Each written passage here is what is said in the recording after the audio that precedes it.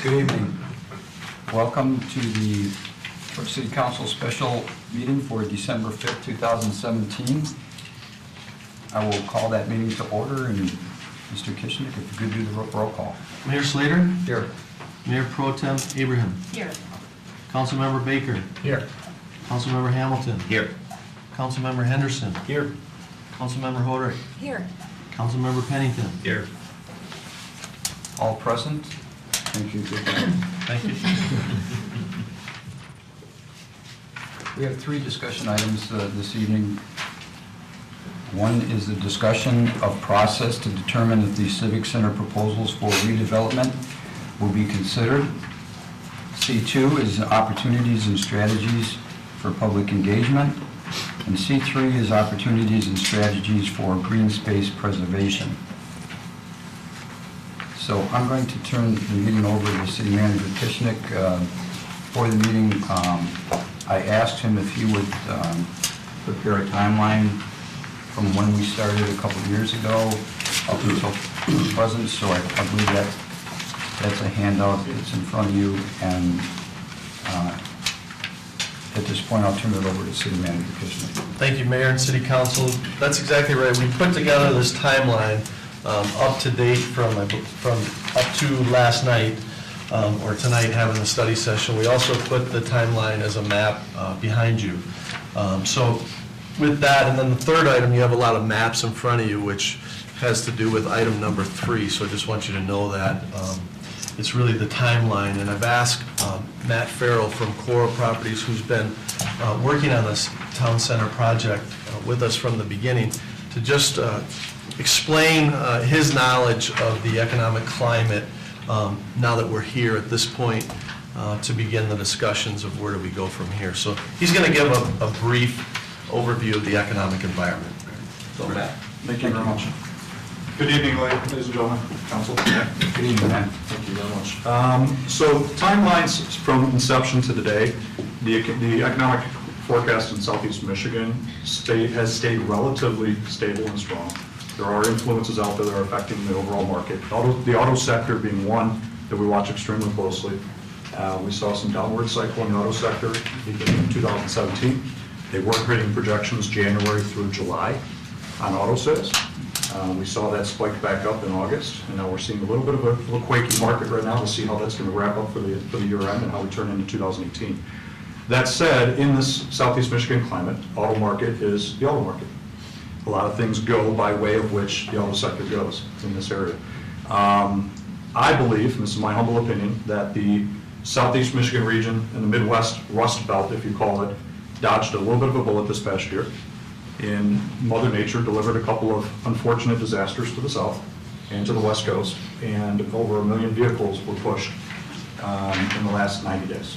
So the lots were emptied, a lot of things were unloaded, inventory was pulled, and we dodged a little bit of a bullet from that standpoint in the auto sector. At the same token, we have seen an unbelievable amount of international capital coming in. The supplier bases to the big three and other tech companies are coming in at vigor and space. The office market continues to absorb at a rapid pace, but still lagging the other sectors. Industrial has never been tighter than it is right now in Southeast Michigan. New spec developments are happening. Mark, we can probably look back to late 90s, mid 90s, since we've seen as much ground-up construction happening in the suburban market of Southeast Michigan. To couple that, the urban market of downtown Detroit is absolutely moving at a rapid pace. And recruiting jobs, recruiting talent, recruiting tech companies, new builds, skyscrapers coming in, and it's an amazing opportunity that we're all here to witness this, because for 50 years it wasn't happening. It's now occurring, and it's creating that marketplace for the youth and the post-college graduates to come back to and want to work, live, and play in the Southeast Michigan region. Big picture, I believe the finance market is still very capable of handling the scope and scale of this potential project. The key is whether or not there is or would be a willing developer or investors, which we don't know and we haven't found those yet. There's been a handful that were identified in the process, but that process was stopped. and we haven't restarted that process accordingly. But there were a few identified, and the key is whether or not they would have the appetite to come to the Southeast Michigan market and make a fairly large investment and a large commitment. The magnitude of that commitment on the scale of where the plan was last left is around $330 to $360 million. And their initial capital load in a project like that would be every bit of 25 to 30 cents on the dollar, maybe even 35 cents on the dollar, and they would likely invest or finance the balance of that. But you're talking $100 million plus cash liquid investment of a master developer to come in and do something in the magnitude of the intent.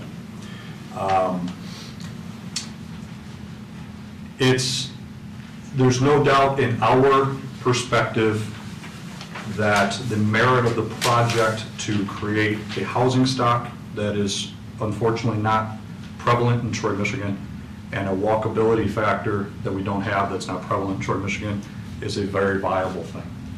And something that I think the community and the market, both on the rental market, housing market, the retail market, and just the general community at large, would welcome the overall consideration. But that said, it's like anything else. It's a calculated intent. So the question in my mind is what is the risk of attempting, or is it intended to not and set it on the shelf for a period of time or not do it at all? And I'm not here to express opinion either which way on that, other than I would just ask the group to consider what is the risk in the attempt of continuing to see if there is somebody, because you might not find that solution anyway. And open to any comments or questions. Any comments from council? Questions? Councilwoman Horwick? I could see you thinking. Yeah. I think we're all starting to know one another very well. You can see the question. I'm asking this question on behalf of people who ask me. What is meant by an RFQ, and what is that process? I think there's a lot of misunderstanding. You know, we had started one, Right. We stopped it. Could you briefly describe that, just to I'll be happy to. RFQ 100 here, 101? The process that collective parties, all stakeholders in the process, chose a while back was to do an RFQ, not an RFP. So it wasn't a request for proposal and making commitments to perform on anything. It was a request for qualifications, to go to the national and international investment community and development community and ask them to review the concept, tell us what worked, tell us what doesn't work, hopefully buy into what the experts have said, that the merit is there, that the market studies are there, that the market would support the project, and show us their qualification capability, that they're going to put their risk on the table to make sure the project goes from A to Z without a hiccup. That said, it's not an RFP. It wasn't an RFP at that point in time. And our recommendation still today would be to go through the RFQ process if you were to continue on, because I think we were on the right track of flushing out the viability of a capable developer investment group to come to Southeast Michigan, buy into the merits of this community, being AAA bonded, quality of schools, quality of the commercial setting, quality of the access around I-75 and Beaver, and the whole merits of the concept and the picture, that as long as the RFQ can flush out 1, 2, 10, 100 potential candidates willing to come to Southeast Michigan to do that, that's of potential good interest to the stakeholders of the city. And then you have a leveraged position to figure out the best resolve once you figure out what that does. At the same token, it flushes that out, because if there's not the respondents, if the market doesn't accept what has been painted, the picture, if the international capital isn't willing to be in Southeast Michigan or be in this community and wants to put that capital in other markets for better or different returns, that's going to flush that process out. Because we'll end up at the end of a campaign with a limited amount of formal responses, which will answer the question for us. It may be a wish list item that we'd like to pursue, but it economically is not attainable because the investment community doesn't want to make that risk. So you're not committing per se to the long-term commitment at that time. You're flushing out with their capability set and then evaluating your options. Hope that answers your question. I think it does. Please. Councilman Hamilton. And maybe this is for Brian, but I guess what is the cost to the city to pursue RFQ, if any? Or is that purely put on the company, or is it just our labor to set up the Well, proposal? our purchasing division does RFPs, bids, everything, and so now the cost is just advertising again, getting it out there to, and we were using thumb drives, and it was on the website. So, you know. No, we're not talking like 200,000 like the original. Oh, no, this is, Something like this is that, just the right? cost of purchasing and us to get it out to Okay. people and to review. So it's just time for staff. Okay, and so maybe this will be covered in C2, but how can we take in what citizens want and modify the plan? Or should I save that for C2? Is that what C2 is Yes. focused on? Okay, I'll hold that question for that. Councilman Baker. Well, Matt, I appreciate your sound comments. You're very you're very good at what you do, and I mean that in a kind way. I think it's very beneficial. You put things in a very clear way, and I've always appreciated that. And I've always, understood that the economics of this, at least as presented and what we're looking at, are potentially feasible, and we were waiting to see if someone was actually interested.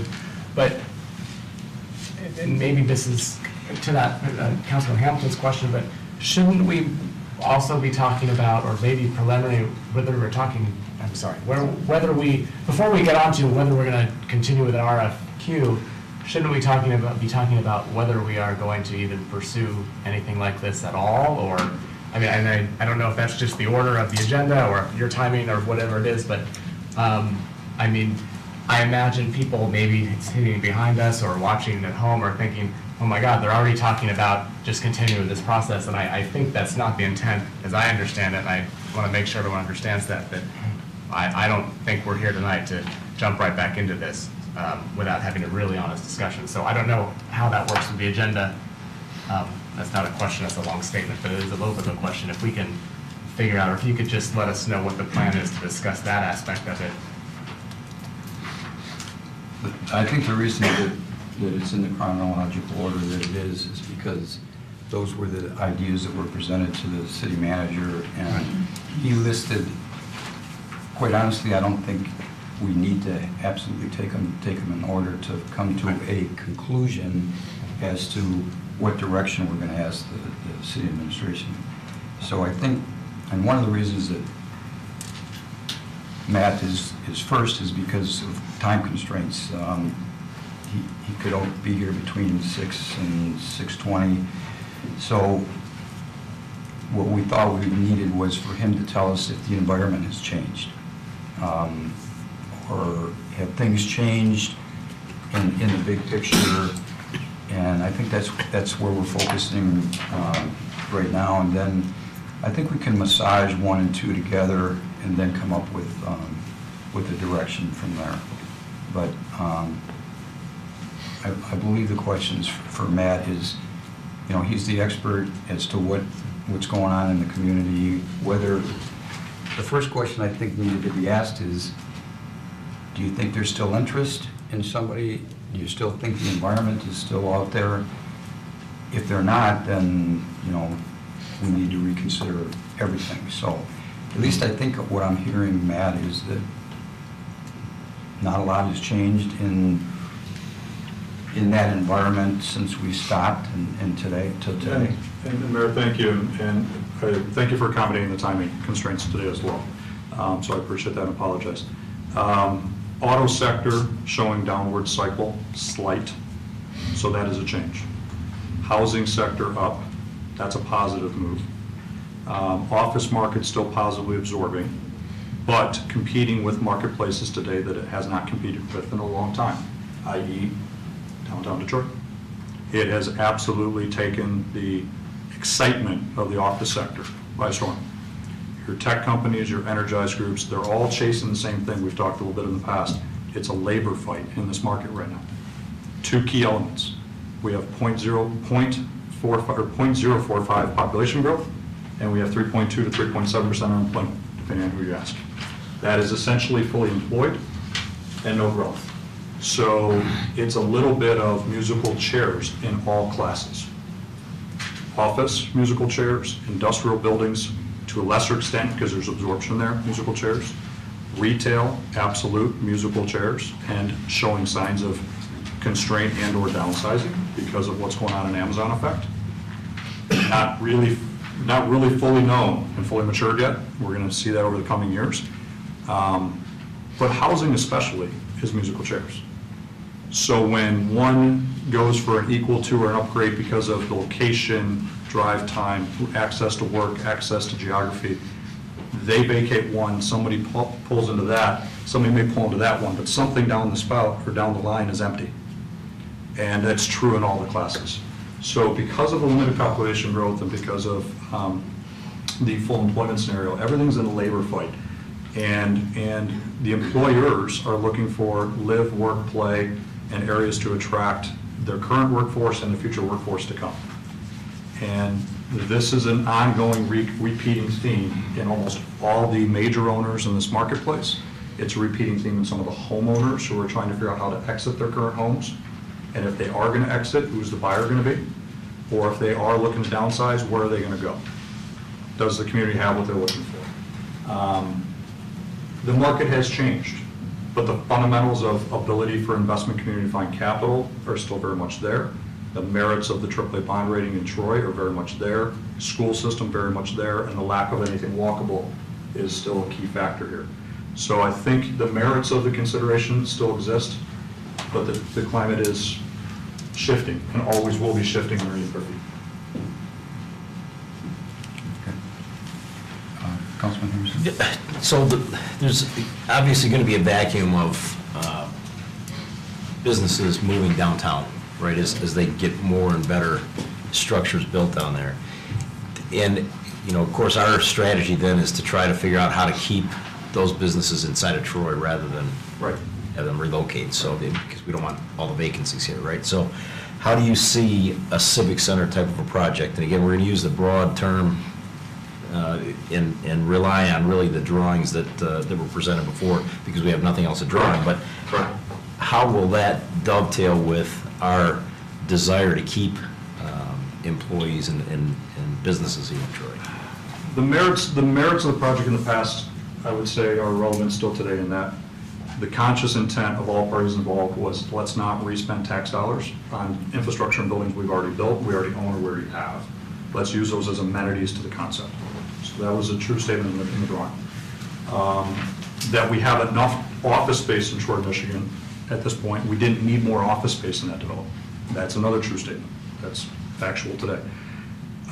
Do we need more retail?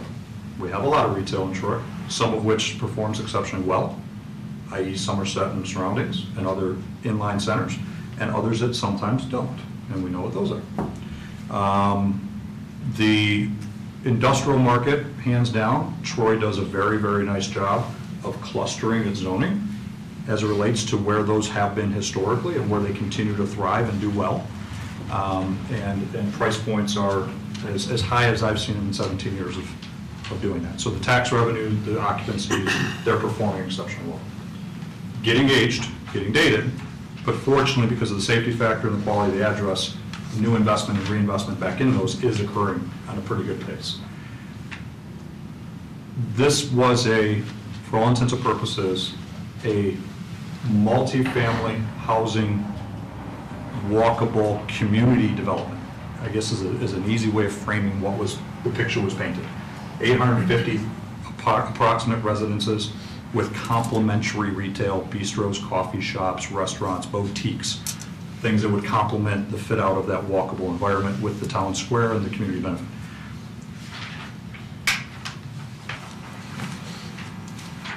The companies in Southeast Michigan are willing to vacate or move out of Farmington, Bingham Farms, Southfield, Troy, and relocate, adding an hour to an hour and a half of commute time to their staff and their employees, adding upwards of almost $300 per month in parking costs to go downtown. And unfortunately, putting a 1.5% income tax on that workforce in Detroit, half point in Pontiac, 1.5 in Detroit, 0 in Troy. And they're paying $30 to $45 a square foot on gross office rents, plus. And what I mean by that is plus electric, plus cams or recovery of cams, and plus security, which is a big ticket item on top of that. But knowing the ownership groups in Troy, Michigan, every owner in Big Beaver and every owner in Troy would do an absolute backflip to get 75% of that value in their assets on this corridor, and they can't get it. It's very tough to achieve mid-20 or plus numbers in the Troy, Michigan market. And historically, buildings that were achieving 22, 23 are now struggling to achieve $16, $16.50, $17, $18 a square foot gross. And losing traction because of that. And also losing credibility of tenants because those credible tenants who can afford to write that rent check are making that transition. And the credibility plays a major factor in value. Councilman Baker? I got asked, well, this is kind of two-part. I got asked this a couple hours ago. Someone said to me, well, has there been an example in the city of doing what we've done by taking, our kind of community, and it's hard to, apples to apples are hard to compare, and time of economic circumstances change, but somebody, has another place done what we've done or talked about doing to property and created something, and has it worked? Has it completely been completed? I know we talked to Mayor Brainerd from Carmel. It's a little different scenario, but I mean, is this, and he's been here in Troy a long time and supports the idea of it, thinks it's a good idea, but his concerns are, do we really have quantifiable data that shows that we actually can succeed with this, and it's going to keep people here, or it's going to, I mean, is this one project, it doesn't compete with all of downtown Detroit. There's, sports stadiums, there's all kinds of riverfront, there's a lot of stuff that Detroit will never have. So, I mean, this is one small component of that, to have a walkable community area. Is that enough to attract and keep these businesses here? And is there a comparable scenario out there in the country that we can look at? If you can answer that. There's multiple, Councilman Baker, there's multiple different developments, but they're all slightly different in different economic situations. So having toured with multiple stakeholders of the project, Atlanta, Atlantic Station, Smidra, I may fail to remember a couple of the names, but amazing, Woodstock in Atlanta area, to Charlotte with Brookdale Village, to having reviewed projects in the Houston market and beyond. If the demographic, head count, body count, and driving factors of labor, work, access, geography, infrastructure, utilities infrastructure, and school systems aligning, Zimmerman Volk, a very reputable group who did the retail or the housing study for this project, expressed that it was one of the most viable communities that they've reviewed for this consideration. And their results showed a much greater potential than what Bob Gibbs and the group ultimately designed. It was subdued from that to be conservative. We've seen one that has failed in our backyard. Bloomfield Parkway failed. It's my belief that if the market, the financial market in Wall Street in New York hadn't collapsed in July of '08, resulting in the crash in October of '08, that project would have been viable, successful, and furthermore, the Pavilions project down the street at the Kmart site probably would have been built, and it would be we wouldn't be having this conversation today about not having something urban, walkable, communal in Troy. It would exist a mile and a half down the road. That's my humble opinion. That said, the market crashed not in Detroit, it crashed across the country, and everything, real estate, whether it's housing or office, went upside down. And those projects were paused. Hunter Richardson was able to pull out Pavilions without having a shovel in the ground, but was close. Unfortunately, the one up in Bloomfield was already significantly and deeply invested with concrete and steel and parking decks being built. And now today, a long time later, 9 years later, 8 years later, it's leveled and being rethought and repositioned. But a lot of money was lost. There's very real risk. And that's one of the strongest reasons why we promote the RFQ consideration, if at all, to take the next step. We feel that's the right move because you can flush out the viability of that investor developer to make sure that that doesn't repeat itself. Matt, thanks for coming. If you could just explain a little bit further on how you think the eventual automotive downturn would affect a project if we don't do this in the near-term future. Are you referring to the millennials only having like one vehicle and autonomous driving, or are you just talking about, because the automotive market tends to move with the economy? Yeah. Councilman Pennington, I speculate as a business entrepreneur and as someone who's vested in Southeast Michigan significantly in servicing our clients and servicing our needs. So I watch it closely and I make my own assumptions and talk to experts around us. I think what we witnessed and saw was first quarter, second quarter of this year, the automotive contracts were being tightened up. The concepts of expansion, growth, and more were being tightened up. Decisions were being delayed, and it was a direct result of the lack of sales and lack of hitting their quota sales on the market. And fortunately, I think we dodged that. And fortunately, a lot of things sold in the last quarter, in the third quarter of this year. And we're seeing a lot of commitments. That said, the auto market is and will be a somewhat cyclical market always. And this market has shown that we ride with that wave historically. But there are things today that are slightly different than maybe previous recessions or previous cyclical patterns with auto. The international and tech market that wants to be here, wants to be part of the auto sector, is something completely new that I don't have a barometer on.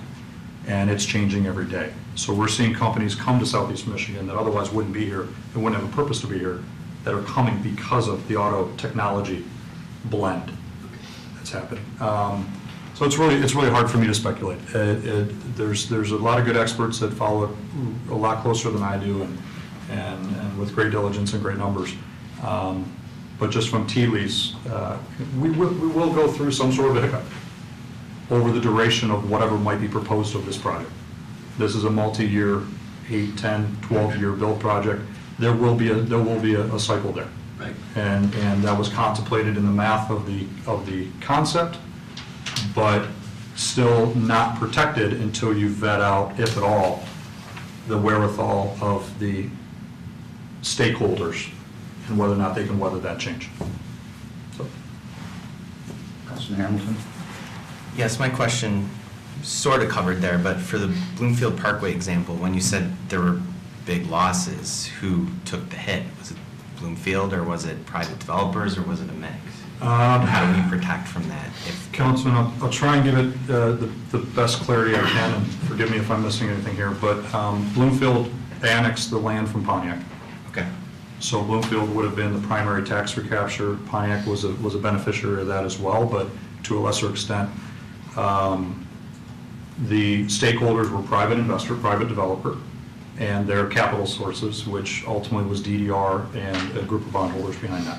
So when they paused that project and took all the construction equipment off the site midway through construction and sat in limbo for a long, long time unanswered, that loss was primarily borne by the investors and by the developer. And secondarily, a lost opportunity for the municipality because the tax revenue wasn't kicking in.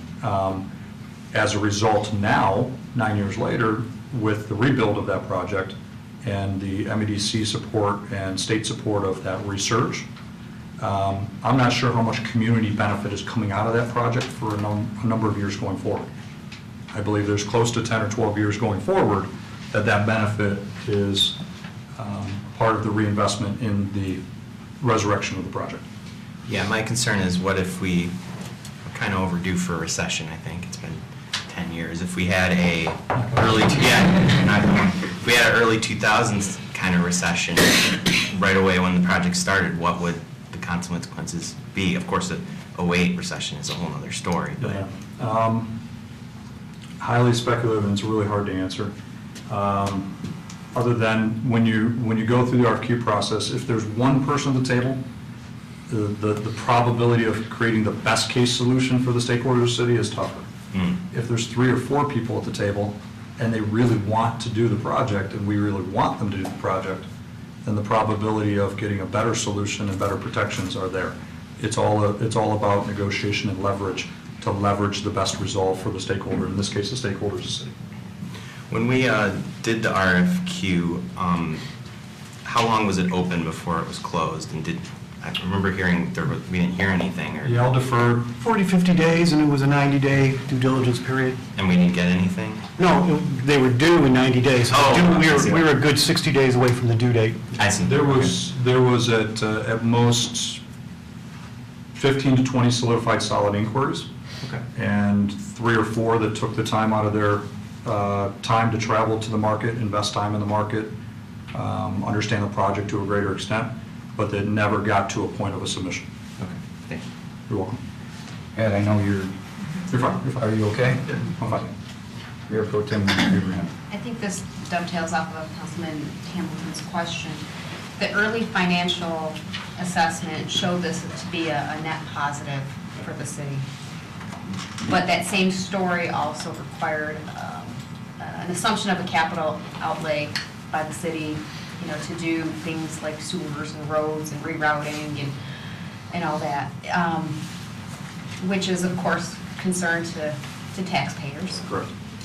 Is there precedent for the investors or developers to front that money so that it minimizes the risk to the taxpayers and to the city?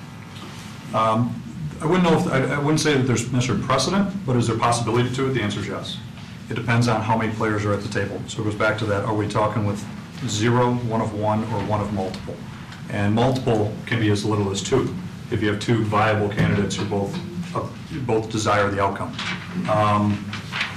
There's a reason why in the RFQ process there was no major commitments put forth that we were going to do this, this, and this, and therefore come.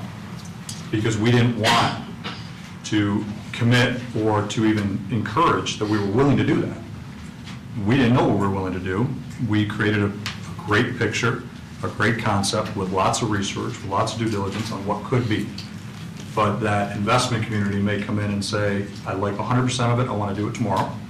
Or I like 75% of it, but I know how to do this 25% better than you because I've done it here, here, and here, otherwhere in the country, and let's tweak that model. Or let's scrap everything you think you know and let's start new, right? We don't really know until you get into that process. But I think there's potential. I'll use the word potential. There is a potential that if a competitive environment is created, that potentially some of that upfront investment would potentially be pushed onto the investor developer. Logic tells me that there's an initial first step that should happen. The off-site potential that it sounds like may have to happen regardless with this project for other projects that are in the docket for Troy, potentially in the docket. So some of those expansion sewer off-site, things like that may end up coming regardless. But we went as far in the painting a picture concept of what phase 1 could look like. And let's do the initial starting points to make sure the project is successful and require that phase 1 be that nucleus of the town square so that they don't focus on the things that are less effective to create that symbiotic culture, walkable relationship. So there was a lot of thought process in it, but that didn't translate to the RFQ and will ultimately be subject to a negotiation with the successful bidder. So, Thank you. you're welcome. Anybody else before we go back? Councilman Henderson. Just a question and a statement. The question is, you mentioned on the failed project up the road in the tax capture and all that. What do we collect on taxes on this particular piece of property now? Your answer would be zero. So I mean, that was a leading question. Yeah, that was a leading question. That was a statement. No, the statement's coming next, but no, I mean, that just tells you that, you know, we're light years ahead of, you know, other potential projects. The question now, the heck was the question? That was the question. That was the question. The statement is this: hopefully this conversation allows people to understand where we were at in the process and the complexity of the project, how long this project is actually going to take, if it ever takes root, and now they understand that, you know, yeah, we were premature in, you know, having any kind of question put on any sort of ballot. So, I mean, this project continues, we're doing our due diligence, and I hope that at least is coming across to folks as we discuss some of the complexities here. Councilman Baker. You may not know the exact answer, but I think, Councilman Hamilton, you were talking about this.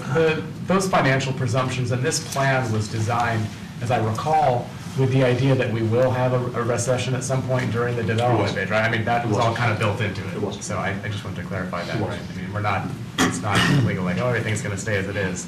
A lot of work was put into that to put those assumptions in there. Correct. right?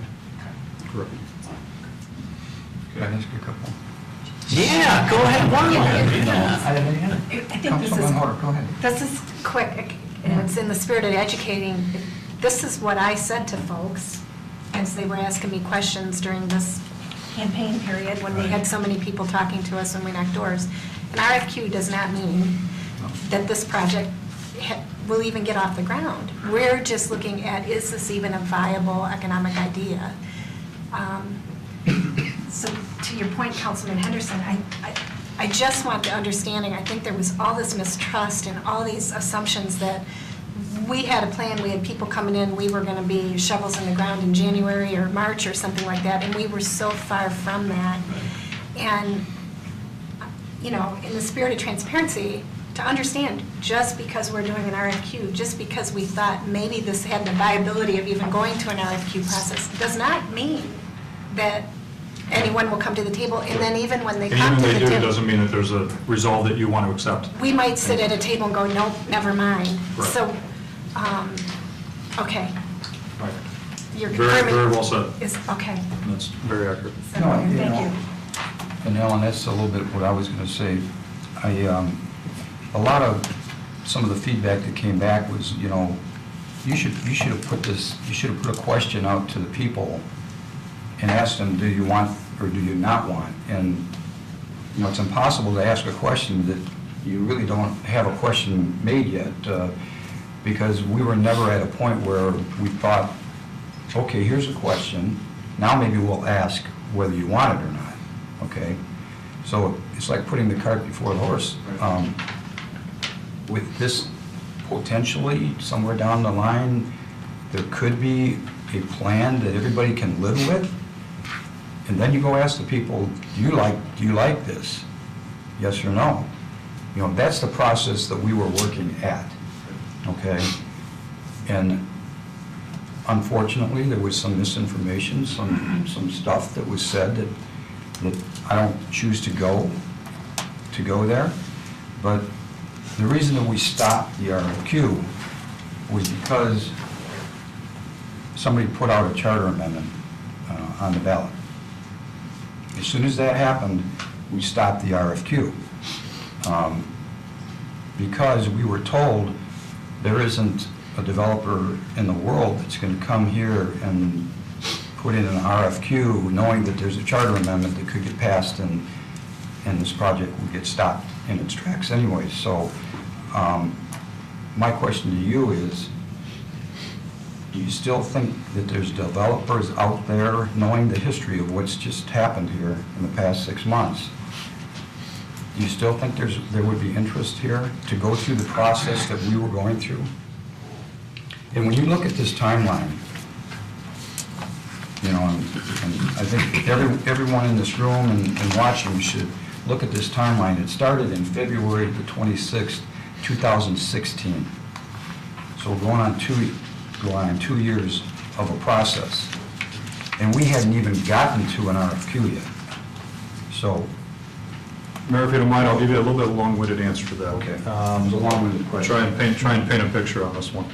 I believe there was an amazing amount of touch points with elected officials, council, planning, city staff, civic leaders in Troy through this whole process, in the town hall meetings, the planning meetings, the Sharpie pens on big rolled out paper, what do you like, what do you dislike?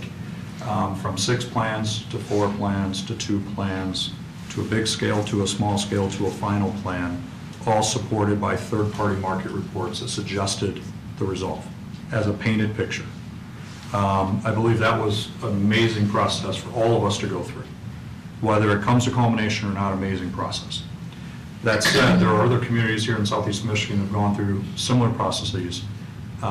They've spent equal to or a lot more money to date, and they have a painted picture that absolutely has zero market viability, because they're going after a tax capture, a tax recovery, a density, a development that the general geography won't support. And now they're rethinking those plans on wasted dollars or lost dollars to scrap all those plans and then come back out with really what the market would demand in those geographies, not here, those geographies, which is big distribution buildings, big R&D buildings, shipping, receiving, so on and so forth, cross docks, things that don't drive a lot of tax revenue, but they create a certain amount of jobs, and they're developable, and they're generating tax revenue, just to a much smaller extent. Having said that story and not naming the communities, because that's unfair, Southeast Michigan and Troy, Michigan, with the merits of its bond rating, its school system, its proximity, and its balance, I use the word balance, between housing and residential and commercial, is one of the most viable communities in Southeast Michigan and in the region, period. And we're missing a couple key elements. I believe the merit of a walkable, urban, cultural center, town center, still has absolute merit. Am I very concerned about the what do you Google when you Google Troy, Michigan today? Yes. And the international investor developer community will probably express that. But at the same token, it went through a process. It has a lot of support of education and experts behind it. It's got support potentially of some of the community. There's some naysayers. There'll always be nay and there'll always be yay. The question is really, is this something that the stakeholders of the city believe is part of its future? And that's for the city to determine. I think the merits of it make sense, but it's a test case to do the RFQ. And just a final from me. I think the important thing that needs to be said is that the Bob Gibbs design we've always said that is not a finished product. He said himself, you know, you can remove this, you can remove residential here, and you could put a park here, or you can remove this and put something else here. It was never, ever a finished product. And when we went out for the RFQ, we felt that if we got some interest, that interest would be doing something maybe a little different. And then taking the input from the public, from the residents, that maybe they want more open space, or maybe they want a little, you know, the lake to be different, or this to be different. Bob Gibbs just had some firm things that he thought you needed, and that was the lake, the actual town center itself, Size of the town square. size of the square, but we could do anything within that, and it would be fine. And some developer would maybe choose to do that himself. But that was never, ever, ever a finished product. That's correct. 100%. Any other questions for I me? got one quick one. Just real quick, Matt. So a project of this size, obviously for us is huge, but for the, if it's national or international money, it's really not that big. If we were to do something like this, a developer, investor would want to, I would think would want to take it on himself, because he wants to, obviously see the project to finish and, make money on it. Now, with something this size, could you still get, national and international money and have it like a partnership with other, rather than just have one person, have multiple partners? I think on merit of, I'll go back to something the mayor said a second ago about Bob Gibbs expressing there were some hardline design factors, but the vast majority is fungible and flexible based on change and what the market demands. What was fixed in that design was keeping the civic buildings, and over time phases, if the financial would merit it, to facelift those to be more consistent with the project. This is going to be, no matter how we slice it, no matter whatever we call it, it's going to be a P3 concept, a public-private partnership. Because the municipality owns the land and the buildings that are within it. And since the commitment of the design was to keep the substantial part of those intact and in place, no matter how you cut it, it's likely somebody could with P3. So a public-private partnership. And therefore, it's going to be a give and take on both sides of that equation. But it goes back to that statement from earlier of talking with one of zero, one of one, and one of multiple. And if it's one of multiple and there's good buy-in to the concept or merits of the concept, then the question is, what's the wish list of the city that makes the most sense for the city that we can achieve with the final suitor, if there's a final suitor at the table? Good question. Yep. So I was thinking of asking it, but so all the land would remain and buildings would be owned still by Troy? To be determined. Oh, It is okay. our intent, and what we were told in this process was, we don't want to sell our assets, and we want to maintain control of our assets. We also, as experts in this process, came back and said, for most of that project, we can probably do that through long-term land leases. However, there are going to be merits of that project, based on the final design, i.e. the cottage homes especially, that those elements, a buyer is going to want a mortgage, they're going to want to have a titled ownership, either as a site condo owner or a condo owner, so on and so forth, that's going to be hard to do a long-term land lease and get residential, single-family mortgages. That was. So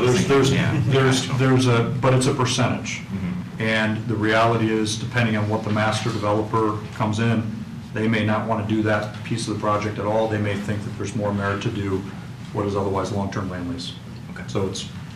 Just to explain, long-term land lease, that falls back to the city after a certain amount of years, is that correct? It's a lease contract. It's a land lease, and the developer investor puts brick and ground up.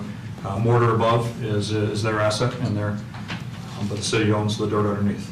So you control the basis underneath the properties. Can that be done with, so if there's a condo or site condo, can the city still maintain ownership of the property underneath those properties, or those are the projects that would have to be sold to? Yeah, And primarily because of the mortgage situation, And in right? fairness, doing a P3 project on 100 plus acres in southeast Michigan of this size and magnitude, even though it's supported by all the merits, and suggesting a land lease solution is a really tall order. It's a really tall order. So you have to find that unique solution that's willing to come in on the merits of the bonding, the school system, the recovery of the southeast Michigan market, and all those merits to overcome those issues to get to the finish line. I failed to put an over-under percentage on it, but it's a tall order. So if we wanted to not ever get rid of the property and only have leases, then individual housing couldn't be done. It would have to be multifamily. I wouldn't go as far as say couldn't. It'd be extremely challenging and highly improbable on single-family standalone homes. Stacked townhomes, condos, rentals, be okay. Standalone, purchased, owned, titled to a homeowner, that's that consideration. Very good. Isn't one of the things you always heard through this whole process, Matt, is that cost neutral? Cost neutral. Or better. Or better. Or this council would never be interested in listening to anything. I think I repeated those words multiple times in multiple public settings over the last year and a half, and that's the merit of it, absolutely, 100%. Quite a few public settings, too.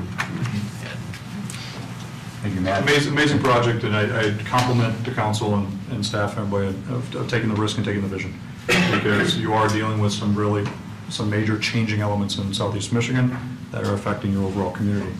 And some in a very positive way and some in a challenged way. So it's, if you're not evolving to the market change, and somebody else might be. So that's what we're witnessing right now. Thank you. Thank you. Appreciate it. Thank you, everybody. Thank you so much. Appreciate it.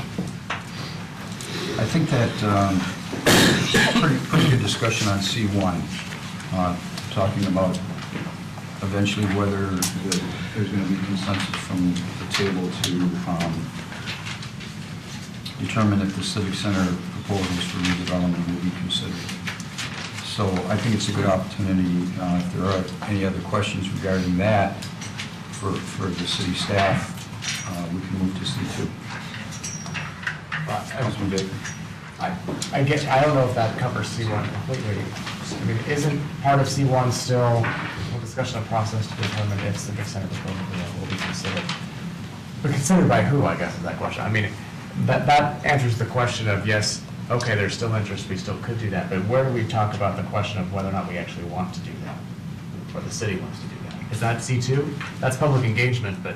Well, I think what study sessions are for is to get a consensus from the council to give direction to the city manager, and that is whether we're going to continue the process.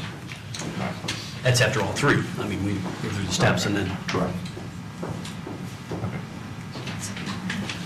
No, I know we're not done. I'm just saying, C1 to me, I guess I'm maybe being too linear and trying to stay within too many boxes. I mean, let's move on to C2, and I'm sure no one will stop me from asking a question. As long as everybody's comfortable with questions along C1. Councilman Holmes. Along the lines of Councilman Baker's comment, though, the proposals for redevelopment, I mean, are those, is the proposal the one that we've talked about with Matt Farrell, or is the proposal, some of the proposals to do nothing, or to do the 08 plan to make it a central park? What is it exactly that we're talking about? And I think that we have to discuss all three of those scenarios. You know, do we want to drop it? Do we want to make a park out of it? Do we want to develop it further? And I think, you know, if we learn nothing from the process of the charter amendment question, you know, we learn that people are volatile over this. I mean, it's transformative. Whatever we do here, it's going to transform the city of Troy, right? To a greater or lesser degree, depending on what we end up discussing. And 77-ish hundred people voted in favor of the charter amendment. And, you know, 9,000 some voted against it. So, and all of those didn't vote against it because they love the project. So we do have, the elephant in the room is, you know, what exactly, where are we aiming right now? Are we aiming at nothing, something, or the whole enchilada? So that's what I meant. Well, Thanks. I think that after C3 tonight, city administration is looking for direction, and that's our job after this study session to determine what we're going to do, where we're going to go. It could be nothing, could be whatever. Mayor Pro Tem Abraham. So I guess just to summarize, I think at the end of C3, there's going to be 2 or 3 fundamental questions. One is, do we want to continue or not? And if we decide not to continue, conversation ends. Right. But if the answer is, yeah, we think we want to continue, then it's, do we pick up exactly where we left off? Or do we forge a different path? Am I outlining the 3 different? Yep, and there's one more. Do nothing, and let's move on. Okay, I thought that was the first. Fail fast, move on. Very good.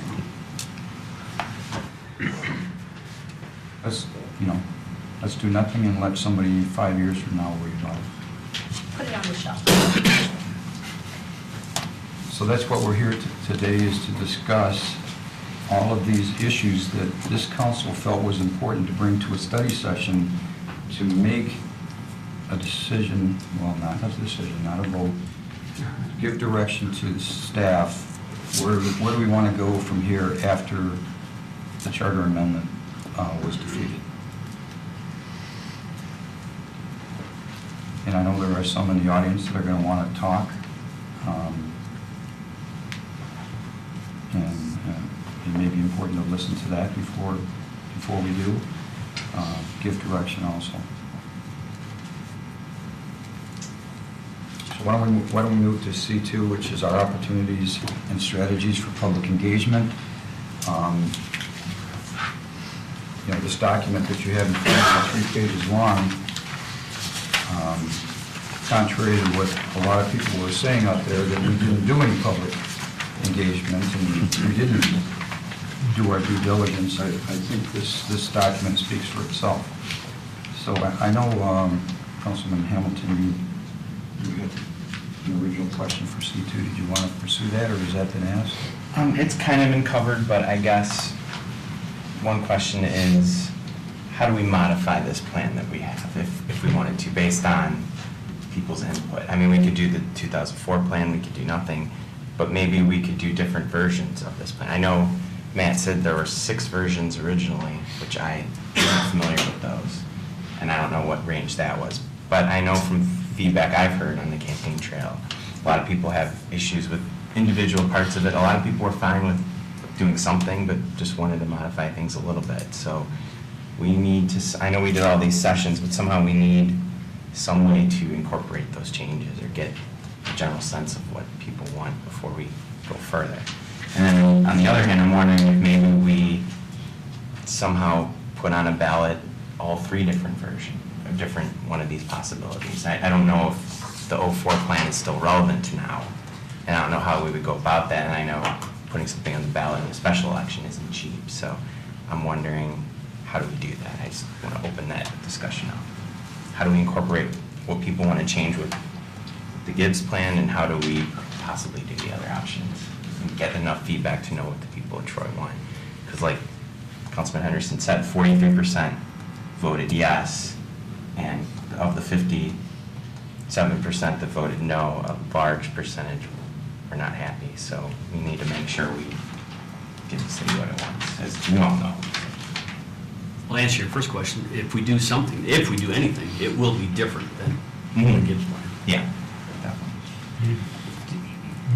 The cautionary tale there, though, is, you ask 100 people, if you give that project to 100 people, and you say, what do you like, what do you not like, you get 100 different answers. So, it is, at one point or another, it is, our responsibility as 7 to try to figure out what that is. Right. Because you're not going to make, 50-some-odd thousand voters happy with every aspect of every decision we make. That's one of the reasons the charter amendment was voted down. You just can't do that. It's impractical. So, how do we get to that perfect project that everybody's happy with? I don't think we'll ever get to a perfect project that everybody's happy with. Mayor Pro Tem Avery. In my mind, I liken the Gibbs plan to a concept car that you might see at an auto show.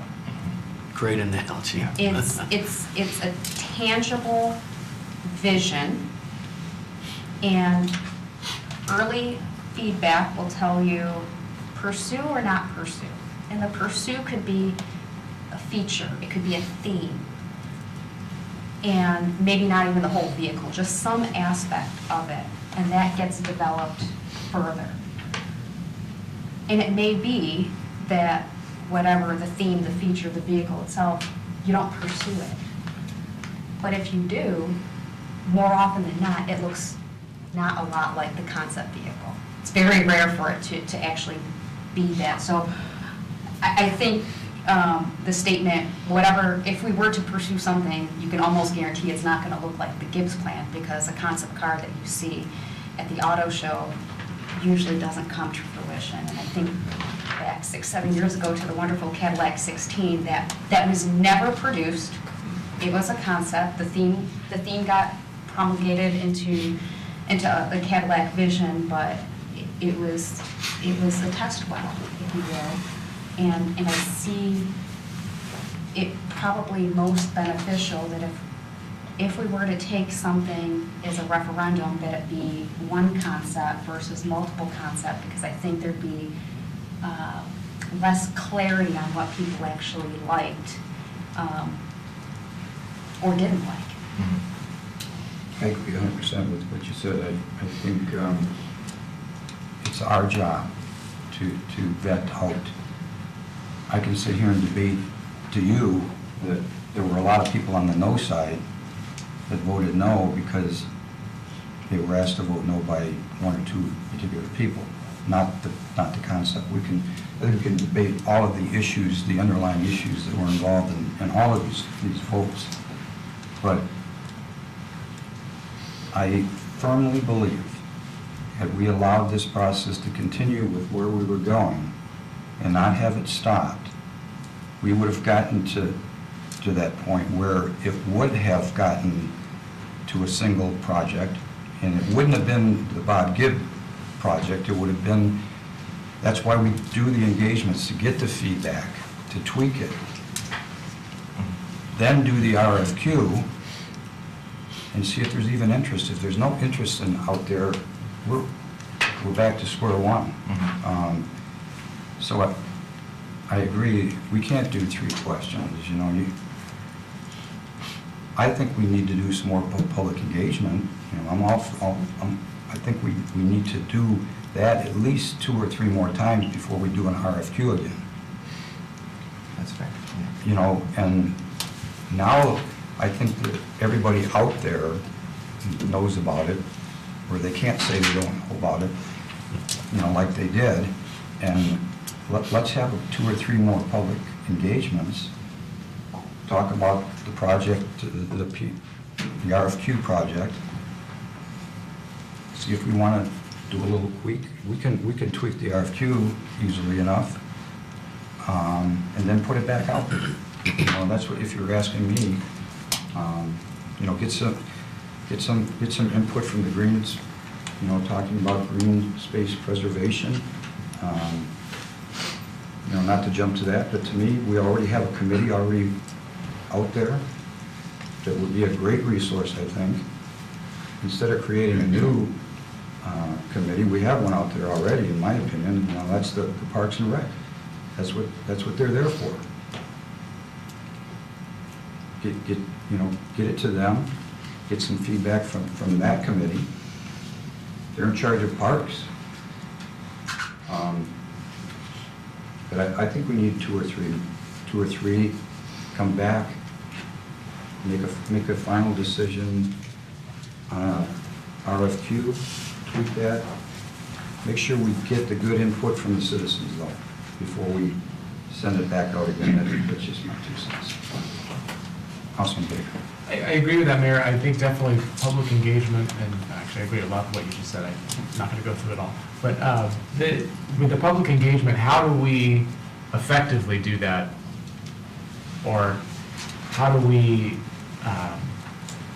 what can we do to make people feel like they've been heard? I mean, I think that was some of the complaints over the summer is we did these presentations that were, I attended several of them, I know you were in most of them, and they were very involved. You answered a lot of questions. I mean, Matt Farrell was there. I mean, there was a lot of back and forth, but that wasn't an opportunity to record suggestions for changes, or I'm sure Kelly was probably taking notes on certain things, and I mean, there's information there. There's already some information. So how do we move forward and get that message out to the community appropriately that, hey, this is what we're trying to do. We are here to have interaction and public engagement on this issue, and we do want your comments, and we do want to try to work with that. What is the most effective way to do that? If you know, I mean, because I think that would go a long way, and to saying we're listening, and yes, I mean, this is not just, I mean, and I'll say it, I mean, I heard plenty of times, oh, I don't want to go to the city's dog and pony show, you know, and I heard that a lot over the summer.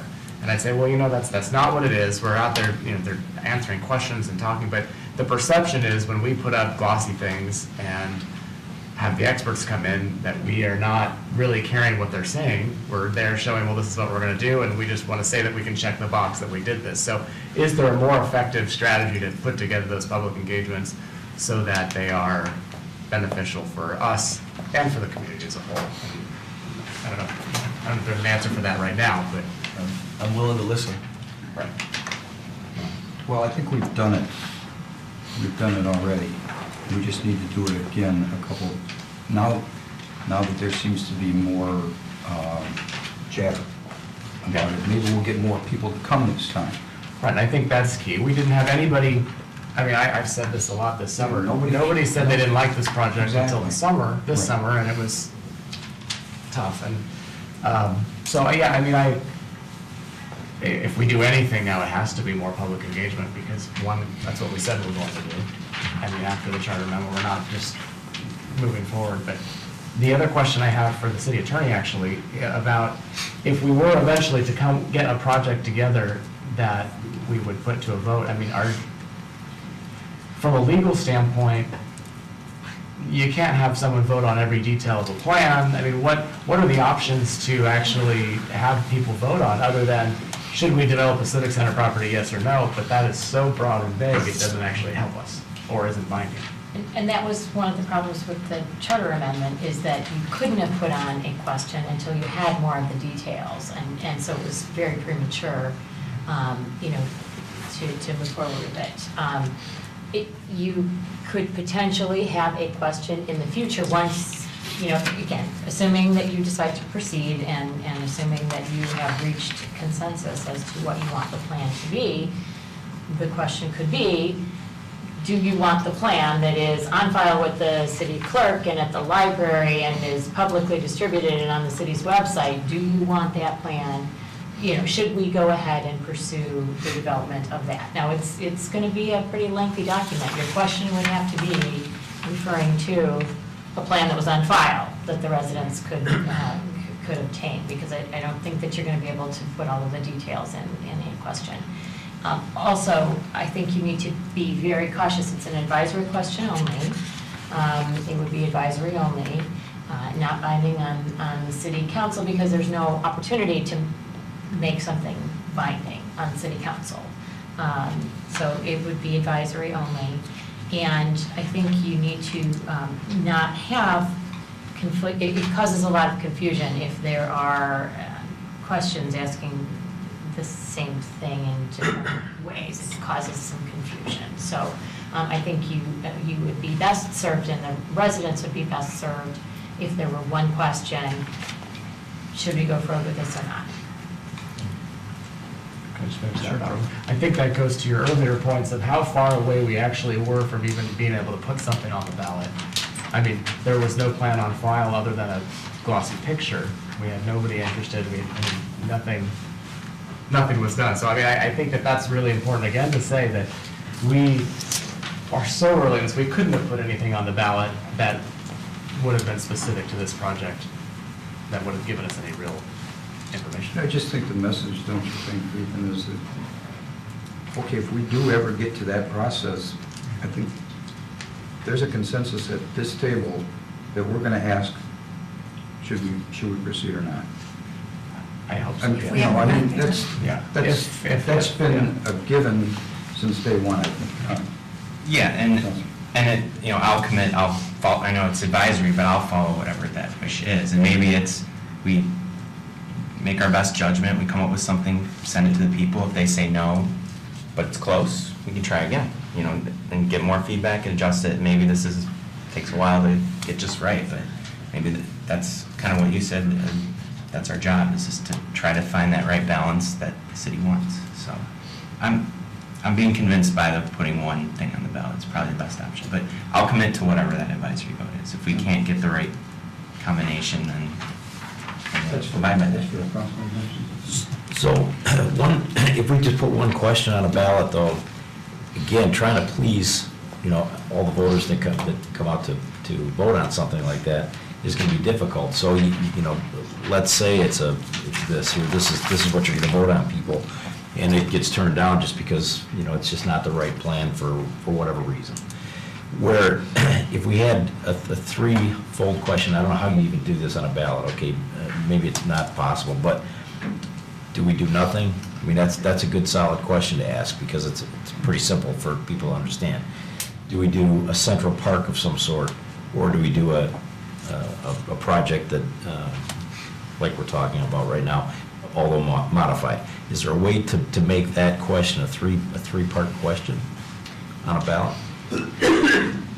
The problem is that you need to do a financial analysis as well. So it's not just, I mean, the voters will not have enough information without the supporting documentation to be able to make a decision.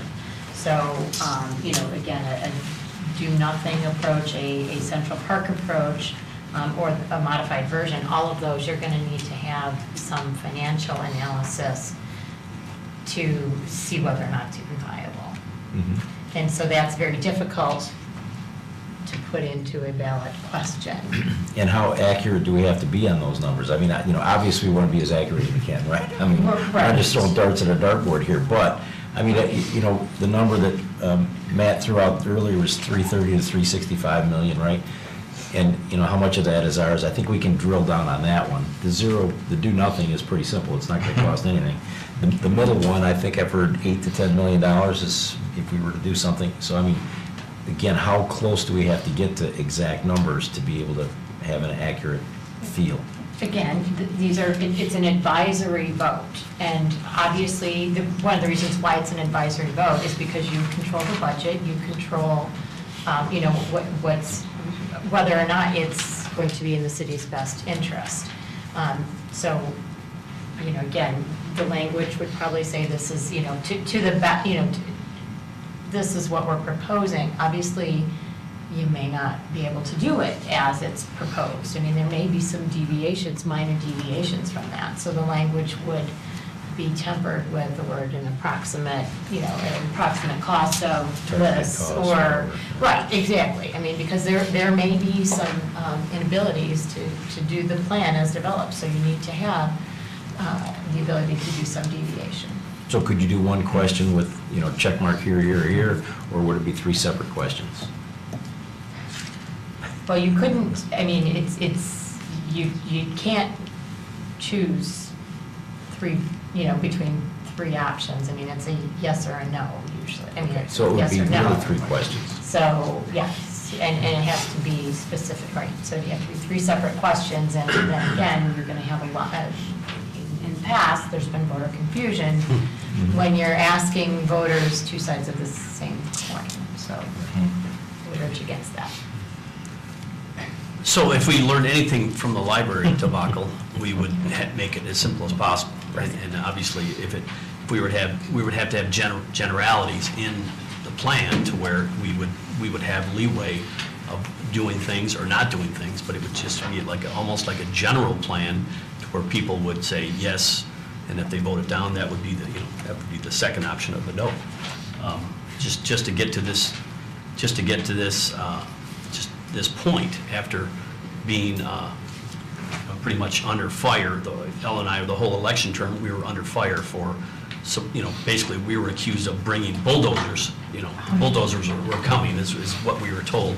And some of the, that's what's made me so angry about the charter amendment was the proposal was, that we were accused of getting so far past this process. So, it's just nice to see that we're moving in that direction to where we're eventually looking at the public voting. I still think we're getting way ahead of ourselves. Right. Yeah.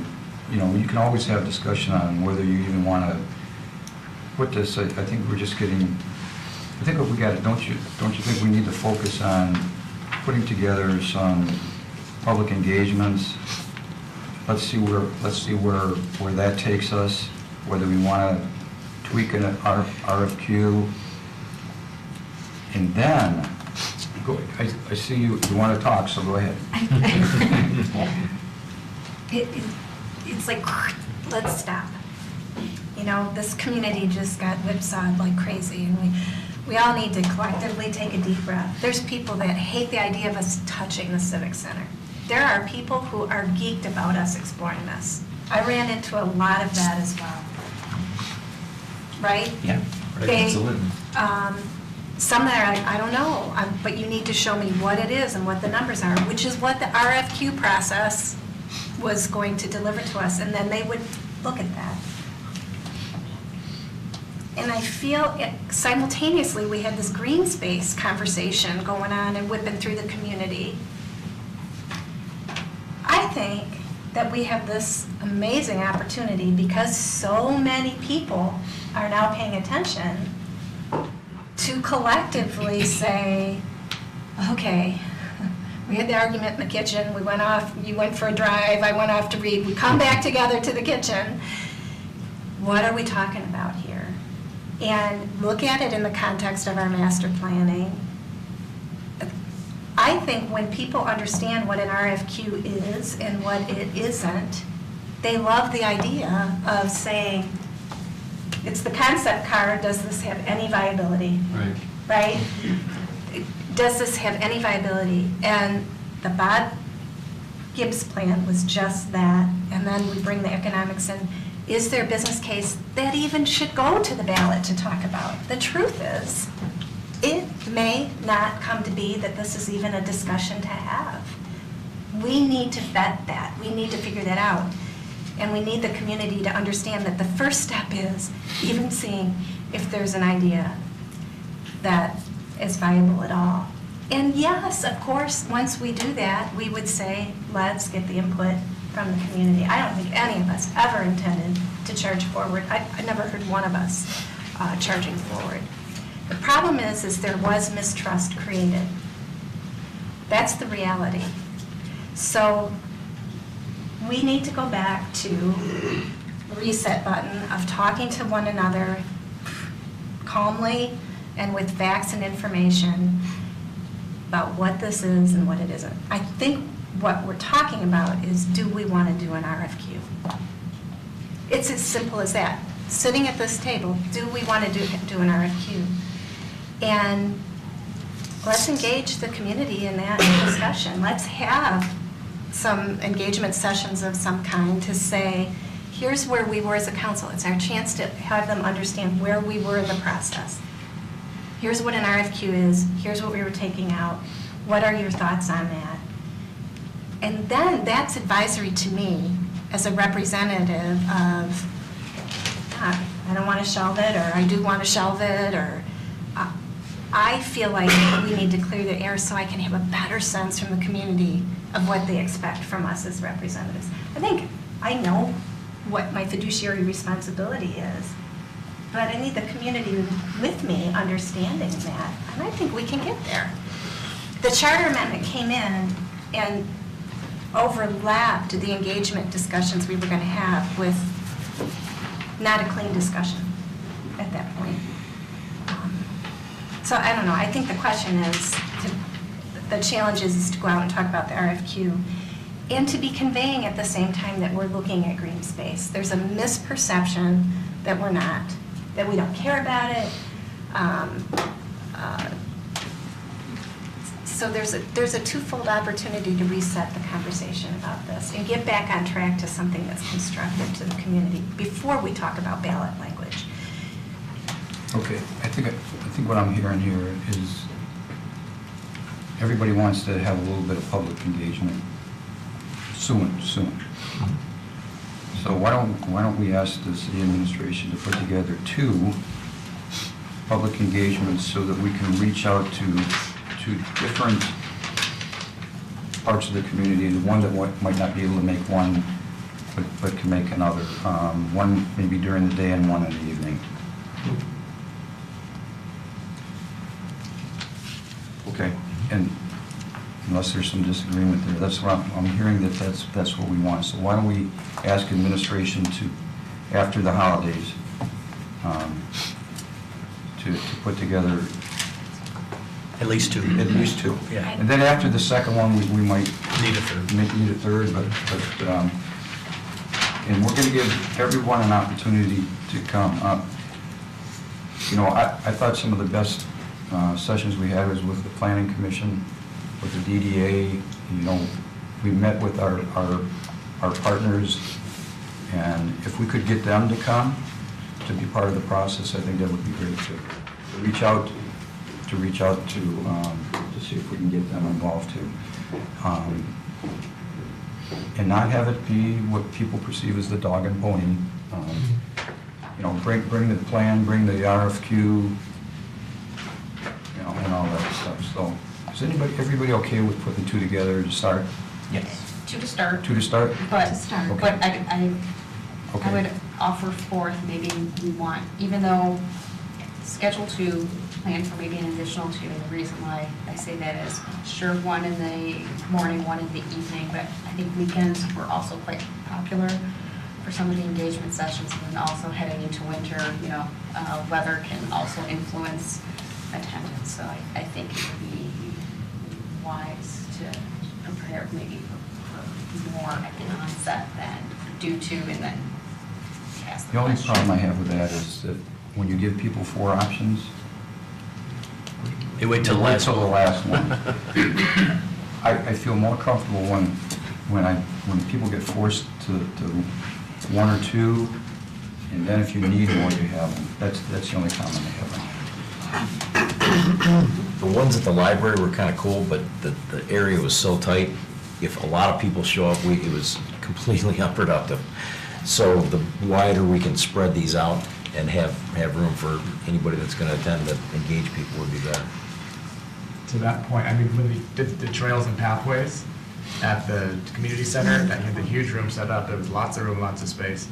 But also, do you have, I mean, is that sufficient direction on what the public engagement sessions are I just going to be? Is that your question? I would just Yeah. want to make a statement and a question, not to lengthen this meeting and this discussion. It's so important that my statement is, I was at every single one, and the other ones too leading up to this, so if I could just give you my commentary, yes, it's a dog and pony show. No, it wasn't a dog and pony show, because we tried to do informal because it was a dog and pony show. So we tried this because of that, and so we'll try that because of this, right? So, but I just need to say, we'll have them different formats, but certainly one will be a presentation style, because that's the one thing I heard. While that may be perceived as a dog and pony show, that's what people wanted, and that's the point you're making. We need a big room, and we need to make a presentation style with question and answers in a civil way. And the last one we did at the community center, was like that, and it went pretty well. The other statement I want to make is, we learned a ton at those town center talks. So to say, this is the plan, and we can just tweak it, I don't think it's that easy.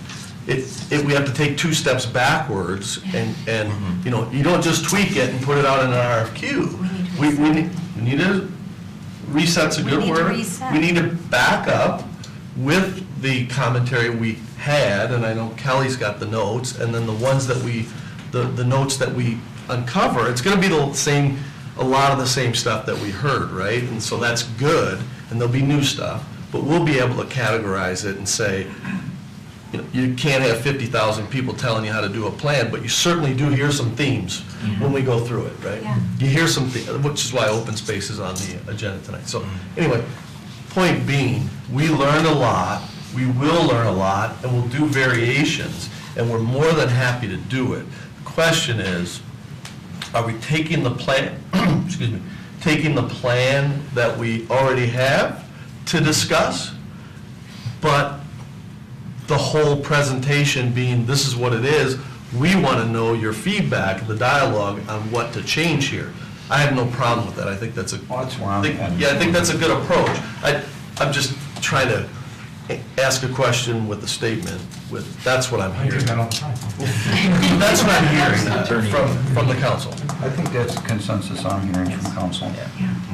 But with all due respect, I think we should do 2 with an option to do more, rather than schedule 4. You just need to check in to determine after those 2. Yes. Okay. Yeah, we have sufficient direction. And Bob Gibbs and Matt Farrell will be involved in this whole thing. They'd be happy to do it. I will speak for them. They will come. They've said that. Let's talk a little bit about C3 now.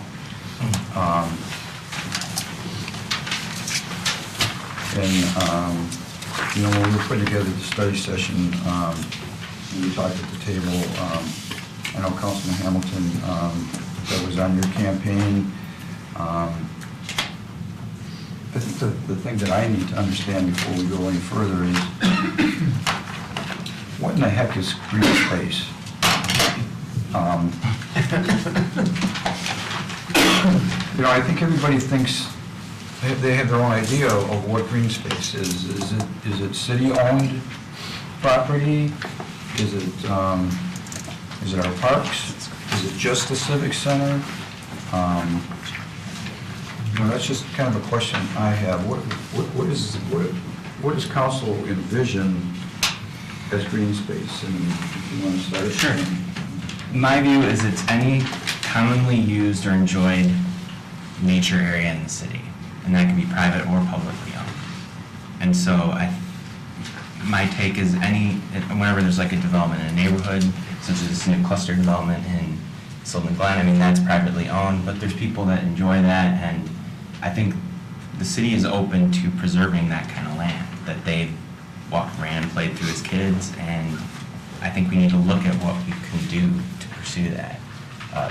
And that's why I proposed the Green Space Advisory Board, which is what Rochester Hills has, and they've done a great job the last 10 years. They devoted a millage to it. I don't know if the city of Troy is willing to do that. I mean, we could put that on the ballot and let them choose as well. If they want to throw a few bucks at that, and we can do it, but I think we need to give options to the city, because this is the #1 issue I heard on the campaign trail, is that people feel we're being overdeveloped, and they want just some options or some possibility, some plan on how we can preserve green space. And the key is, it's got to be land that is used and enjoyed by people in the city, which a lot of people have that in their neighborhoods, and they keep seeing it disappear, and they don't like it. So my goal is to provide some solutions and see if that's what people want to, the direction they want to go. Does that make sense? Yeah, I guess my only comment is that if it's property that belongs to a subdivision, you know, I think that belongs to the subdivision. I have that in my subdivision. It's a common area. I don't know how the city gets involved in preserving that, or I think by its development in itself, it has to be preserved as common area, because the city, that's how we granted them the ability to do that. So I'm not concerned about that, because there's really nothing that can be done to it by strict, unless I'm missing something. No, Mayor, you're right. At one time, the city had, well, it's still in the ordinance, but when there were larger subdivisions being built, we encouraged open space as part of those, and they become, for the lack of a better word, privately owned parks for the people who live in those subdivisions. And it was fully encouraged by the zoning ordinance, which has changed a little bit now because we have much smaller developments. In those days, they were very, very large, 600 lot subdivisions, very substantial. And there were encouragement in the zoning ordinance to do that. We have taken steps by the cluster zoning them. I mean, that was an effort to preserve or to stop some of the clear cutting that people saw and said, hey, if you preserve this, you can get more housing on there. I mean, I look, at these maps, and are these online? Will they be online? Not yet, but they will. They're very cool, so thank you for putting this together. Can I stop you right there? Alex is here, and he is the best map guy in the country. He's the best. And he can answer any question on these maps. Cool. Well, I don't know if I have a question, but I'll try to think. But, I think we have taken some steps. I don't know, most of this, however, though, or a lot of it is private property, but other than the city buying it, which is... No, and I'm saying that's what Rochester Hills did, is they would buy some of it and create parkland. So, I mean, that's what the city of Troy, people of Troy want. I mean, I want to show them how that would work, what would need to happen, and how much it would cost. So, I feel I'm obligated to do that. At the very least, give them an option. Like, if you devote this much of a millage, we could do this, but it's going to cost you. And I mean, what Rochester Hills has is a 0.3 mil, which would cost the average household $3 a month, which, I mean, I think a lot of people in Troy would be willing to do that. That's the sense I got. But that, of course, any millage like that is up to a vote of the people, of course. So I just want to provide options. This is what it would do. If we develop the land, this is the tax dollars we would receive if we allow this land to be developed. And that's what we'd be sacrificing, and just give clear information to the people of what the cost of not developing land is versus developing it and how we can preserve it. I don't think we're not giving them clear information. I think we are. Well, well, that's fine that you believe that, but I mean, all of a sudden, and I think that, it's an idea worth exploring if you want to talk about raising taxes for people to do that. Go right ahead. I mean, I think that you'll see maybe there's an appetite for that, maybe there's not. But that depends on a few things. A private property owner has to sell that property. You can't force them, like, you could take it. No, I mean, good luck. Enough lawsuits going on. Yeah, I mean, I just, I think you're. I've been interrupted twice now. This is fun. I think you're Ellen, could you let him finish? Finish, but he's protected me before, so I'm protecting you. I love green space. America, Troy, I love green space. It's not that. It's just that I'm confused as to Right. if we can, maybe it's a viable solution, and let's talk about it, absolutely. But when I look at this map, the problem in Troy is not that we're clear-cutting forests so much anymore, because we all know we're so very built out. When you look at this, there are a lot of little subdivision parks in here, and they're listed as private open space. And, there's the golf courses. Those are the big ones. I mean, if we want to talk about what caused some great heartburn this summer, the school property. That upset a lot of people, and I think that's why green space was such a big issue on the campaign trail. And I'll say it again, it wasn't city council's decision to sell the school property, the school board did that.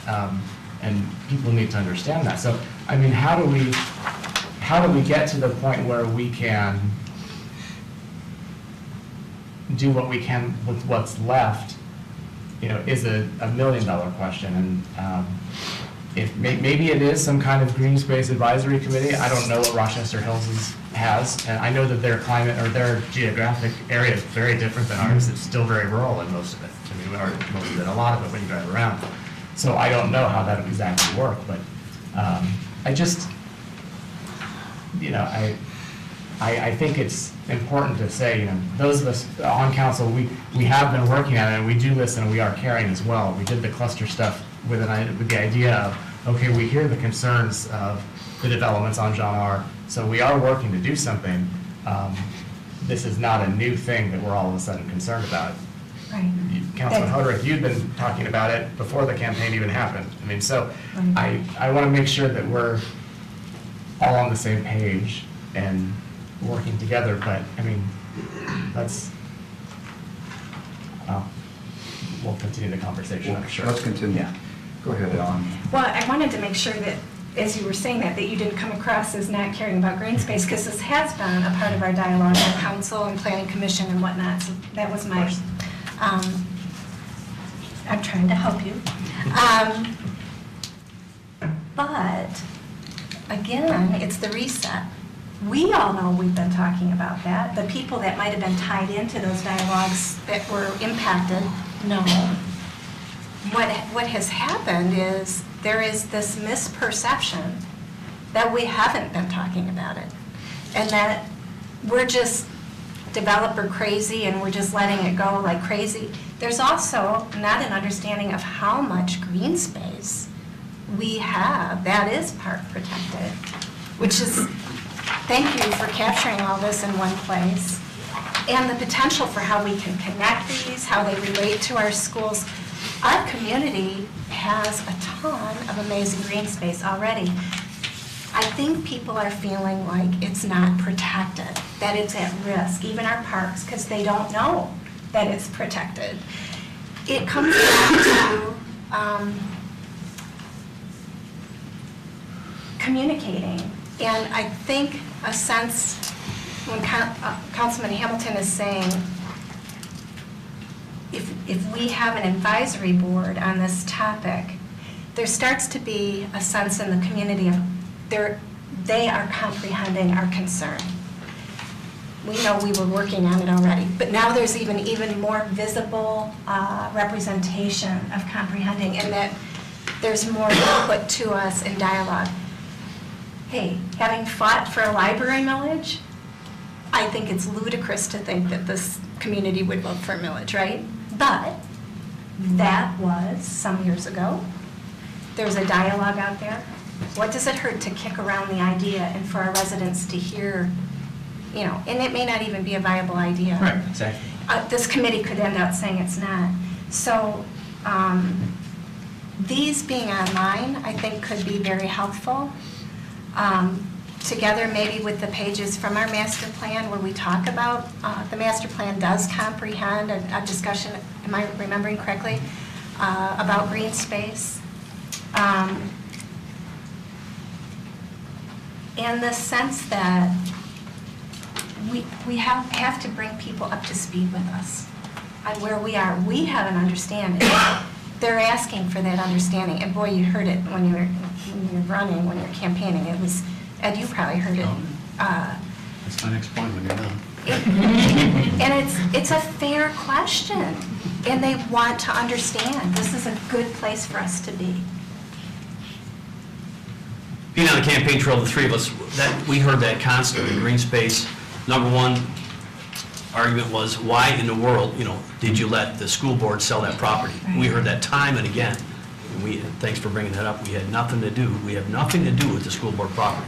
So, but I'm just curious, on the campaign trail, when you brought up green space, did you bring up raising taxes to pay for that, and how did that go over? Yeah, I mean, there was mixed feelings. I mean, some people are like, maybe, or just a little bit is okay, or some people are like, no, why don't we use existing city funds, or, I don't know, but there seemed to be at least people seem to at least be open to it, Interesting. given the right circumstances, the right amounts. If we had a clear plan of what we would do with it. Listen, I'm all for forming committees or advisory committees or whatever, if there's really a necessity to do it. But if it's a duplication of boards that are already out there and available, back in 2010, 11, and 12, this council spent a tremendous amount of time getting rid of committees. Because, we had committees that didn't even meet, and every time you have a committee, you have to have a staff member assigned to that committee, which creates more work for staff. And it's not simple. Believe me, if you've been the mayor pro tem here in the last 5 years, trying to get somebody to be on a committee is like, pulling teeth. I mean... Thanks for the warning. Oh, you didn't know that? Oh, sorry. I mean, we've had 1, 2, 3, you're the fourth on the table here, and believe me, sometimes you don't even want to talk to them when they're up for reappointment. You just go ahead and reappoint them without even asking. Ms. Cruz? Yeah. And I know there's some in here that are on committees. Maybe if I could, the Parks and Rec Board meets, and they have a responsibility. Can we just get an overview? Elaine Bose from here, Elaine? or is it, who? Elaine, yes, go ahead. What was your question? I heard overview, but I didn't. As opposed to creating a green space advisory or a committee, advisory committee, could the Parks and Rec Board be a resource for something like that? What are their general responsibilities today? In their advisory, we've had a couple residents come to us with proposals, so they listen to those and take them into consideration. The one person that had a soccer proposal, they didn't go very far. It was a lot more money than what he thought it would after Kurt gave him some, price points. So it's not a very active board. They meet 4 times a year, February, April, September, and November. And Maybe, Mayor, maybe Kurt can interject. How about that? Sure.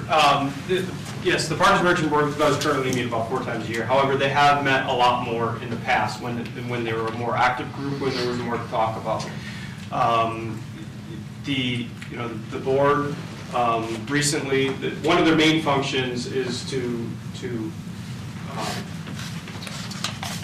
recommend the budget, the Parks and Recreation budget, to City Council. So that is their function by ordinance. That board is also a great participant in the Parks and Recreation plan. So they look at a lot of the green space through that process and determine its viability for development or what to do with that. And you'll find a lot of that commentary in our current Parks and Recreation plan that they had participated in. So that board has participated in that type of function in the past. I don't believe Rochester Hills has a Parks and Recreation Board. I think that's kind of that would be their sister to that, is the green space. So to me, it would be fitting that that board would look at those types of things. Could the Parks and Rec have like a subcommittee devoted, or is that kind of already happening with Parks and Rec? That would be to them, but. Go ahead. Yeah, I don't want to talk for them. Sure. We have done subcommittees in the Parks and Recreation Board. Most recently would be the dog park. That was a subcommittee, and the chair of that committee, who happened to be the current chair of the Parks and Recreation Advisory Board, is Steve Toth. So it is not uncommon to create a subcommittee from the Parks and Recreation Board. And I only bring that up because although it sounds like a good idea to create another advisory committee, I think we have something in place that could be used for that already, rather than put a new board together. And certainly if anybody wants to volunteer to be on that committee, we're always looking for volunteers, believe me. I am. So I think it would be great to form a subcommittee within the Parks and Rec and have them, take a look at direction from the council. So I'm going to go back to what Councilman Hamilton said earlier, and it's specifically about the Sylvan Glen cluster situation, right? And you had stated that, people enjoy green space and use green space within an area. And that, arguably, that would be the case there, but in that particular situation, the word use would be, they drive by it and they don't see houses. That's really kind of the extent of the use on that piece of property. And what we're faced with in the city of Troy right now is, because we're so built out, is people that have held properties for decades within their families now find it financially advantageous to sell that property because they're getting $200,000 to $250,000 an acre to sell a piece of property. So for us to put a millage together that says, yeah, let's try to look around and see if we can buy these bits and pieces of land that are left and incorporate that. We're paying full retail for these. We're not getting them at a steal. We're not going to condemn the property and bring them in. So, the conversation has to go to the public. The public has to understand those situations as well. And I think it's really a PR problem more than anything. We, as a city, we are not selling these pieces of property and having people build on them. These builders and developers are buying these pieces of property, again, that have been locked up for decades and finding it very, very financially advantageous to do whatever project it is that meets the code requirements. And as a result, yes, we're losing green space. We don't have any control over most of that. So again, if we even entertain a millage, which I'm not in favor of necessarily, but if we entertain that, to what advantage? What pieces of property are we going to buy? What kind of retail price are we going to pay for it? And for what? So that people don't have to look at a house, or so that we can put swing sets on it? That's a huge question. Mayor Pro Tem Avery. I think there's certainly the sale of the school district property this summer reignited the discussion, but I think the concern started maybe even a few years before that. I live near Waddles and John R., and as you can remember, in the past 2 years, there's been a lot of clear cutting, a lot of development. And to your point, as green space diminishes, it becomes more precious. So there's been a lot of concerns raised to council. How could you let that happen? So I think we have an opportunity, whether it's education or engagement, on what things come to council for approval. Clearly we know that anything that's conditional rezoning needs to come forward, but what doesn't? Because we get a lot of questions about, well, why didn't you approve the development here? I think there's some fundamental enlightenment that needs to occur so that there isn't that reactionary, you don't care about the green space, because the reality is, in the past 2 years, we've done a couple pretty significant things to protect the green space that we have. We've talked about the cluster ordinance or policy. The other one is the tree preservation ordinance that, it was a spirited debate at the table, took 2 kicks at the can. So we do care, but there are property rights. So if someone buys a parcel of land, they can develop it as long as it meets whatever the zoning requirements are. And we can't necessarily do anything about it. But I don't think that's well understood.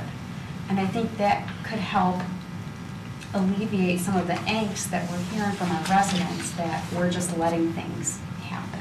The reality is, there are rights, and we can't infringe upon that. So, I don't know, maybe it's more of a comment than a question. And that's the million-dollar question, because we get accused if we do one thing, and we get accused if we don't do another. People, for some reason, think that if they have vacant land that backs up to their property, that's part of their property, and, the world's going to come to an end if that gets developed. But the reality is that that's private property that belongs to someone, and if they do things within the zoning ordinance, they have every right to build on that piece of property. And to me, it's very simple, and government shouldn't tell somebody what to do with their private property if it's well within the zoning ordinance. But you know what, I don't know how you get, I've been around here a long time, and we're going to give the audience a chance here.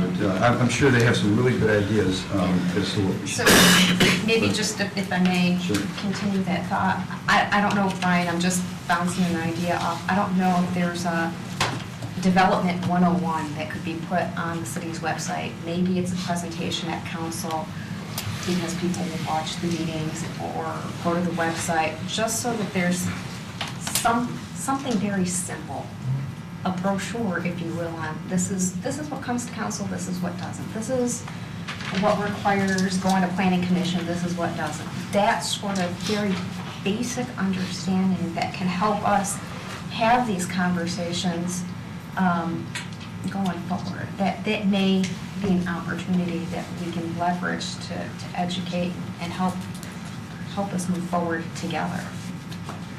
I don't know.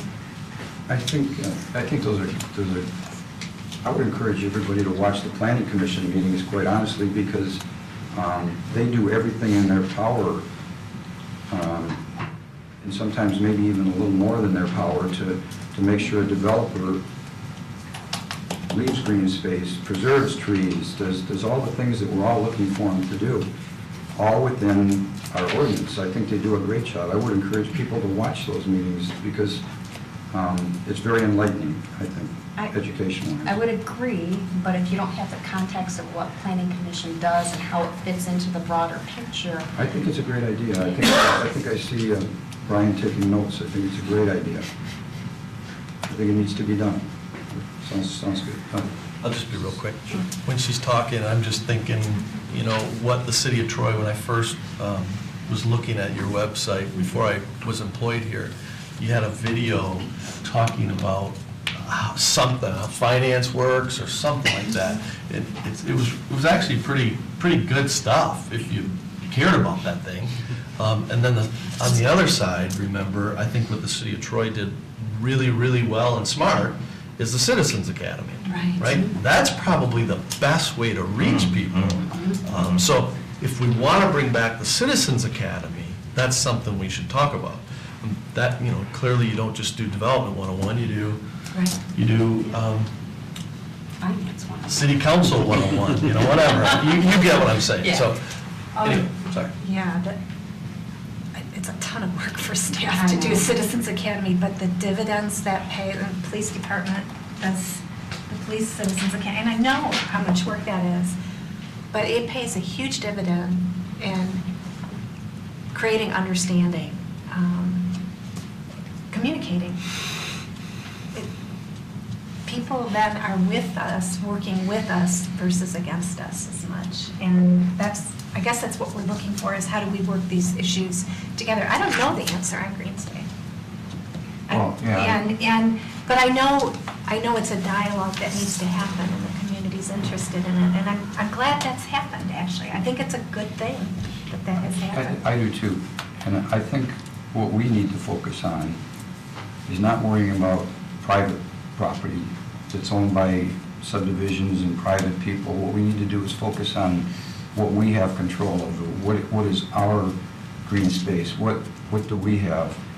And when I look at the Troy Historical Museum, and I look at the farm, and I look at the Nature Center, what I think we need to do is make sure that those are preserved. Right. And they're not preserved today, in my opinion. I think, I've asked this internally, and I'm going to ask it not internally. I would like to see us move towards preserving those properties as parklands. And if I could get consensus from the council to ask administration and city attorney, what is the process that we need to go through to convert the historical museum property, the farm, and nature center to parkland, so that if there's ever a decision in the future made on those pieces of property, they would be designated as parkland and would have to go to the vote of the people for any change of that property. I don't know that that's possible for the golf courses. And I'm not looking for answers tonight, Lori. Maybe if you could just, processes to protect those as green spaces that would be designated as parkland, so that it would have to go to the vote. One thing I've heard from the Historical Museum is that one of the reasons that they can't get a lot of big donors is because they're concerned that someday the city may just sell that piece of property. And why should they invest a lot of money in a piece of property that maybe 10 years from now might not be there?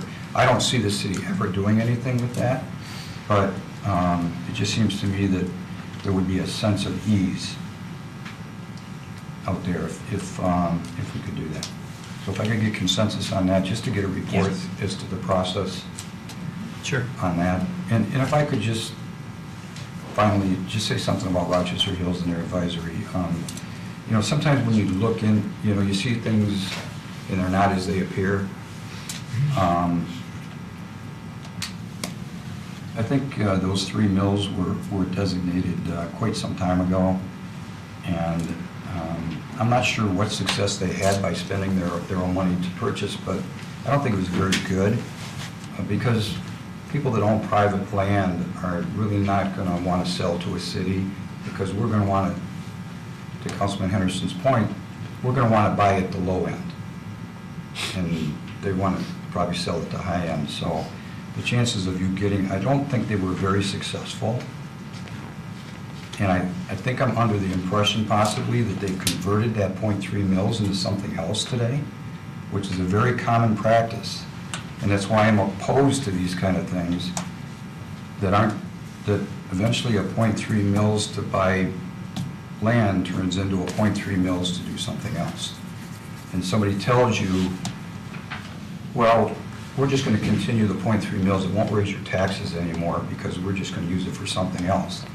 And I see that, and I would have to say I would be totally against a .3 mills to purchase private land, because I don't think it would be very successful for one thing, and I think it would cause internal nightmares for the city to have to manage that. And what do you do with the property, and who's the one that's in charge of buying it and things like that. So I think it's a great idea, but I really think we should concentrate on the properties that we have today and make sure we preserve those and use those as our residents want them to be used.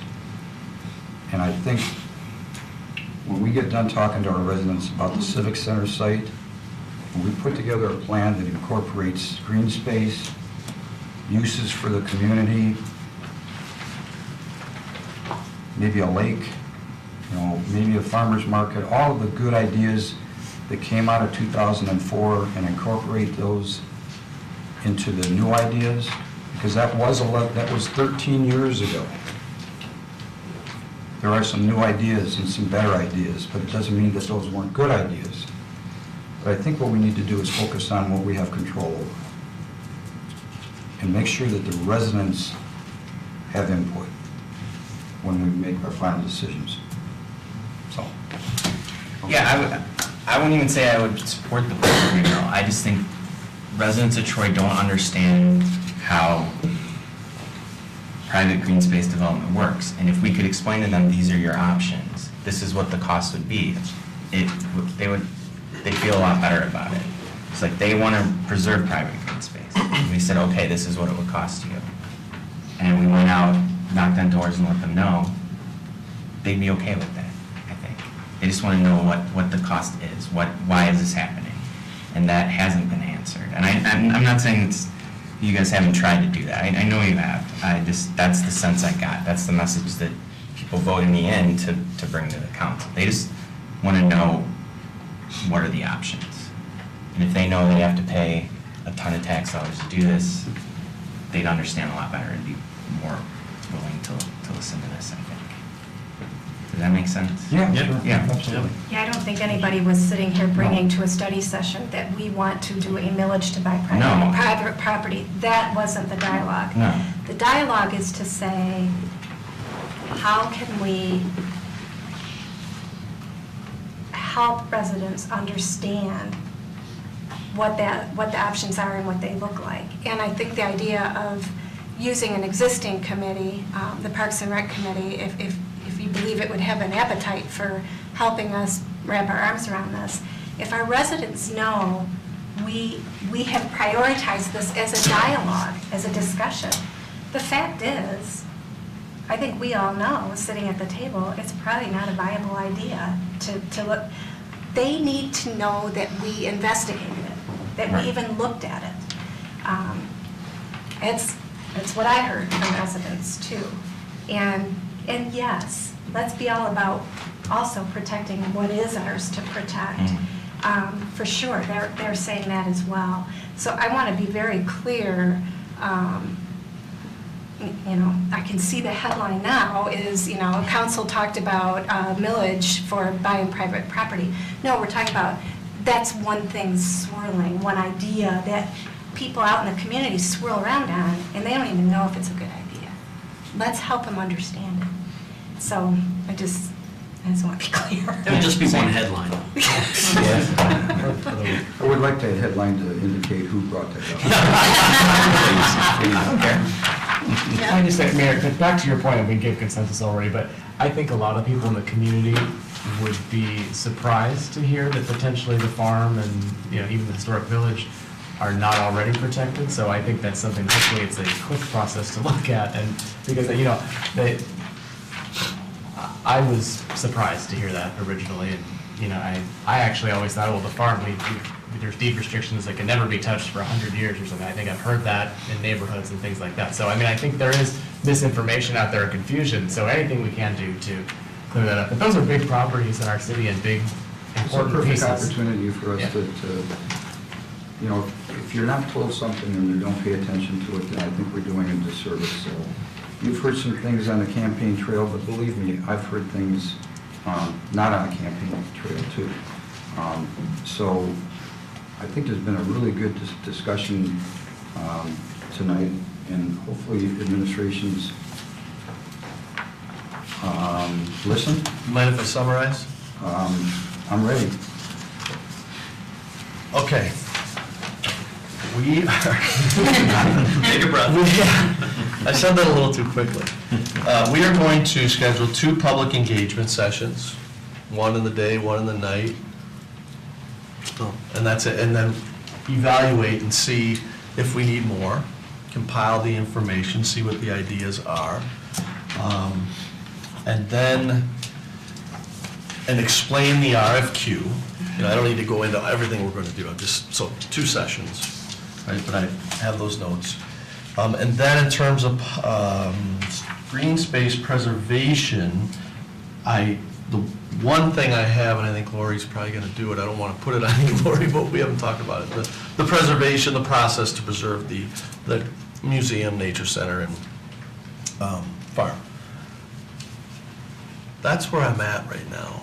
And look at the parks and, Looking at yeah, maps online, yeah. Maps Online and looking into potentially a subcommittee for the Parks and Rec as a green space advisory subcommittee. Okay. And maybe council can send ideas and emails to you That would be good. regarding that. Just as a matter of course, just the maps we have around here today that staff has put together is a great start. I mean, I know Councilmember Hoderick and us, Matt, we will talk about this. It's not easy, but, you know, the maps show a lot. Anyway, I'm done. That's what I have. Any hope for a planning 101 or Yeah. development 101? So I have Development 101, Info Education, I wrote down Citizens Academy. I just happen to like that kind of thing. Give us a cost on that. Yeah, and a cost, I know it's a lot of work, so that's the downside. But- Yeah, so I'm looking for something So maybe, prioritized. yeah, and maybe like the FIT team, like, they don't meet all the time, they meet once we have something.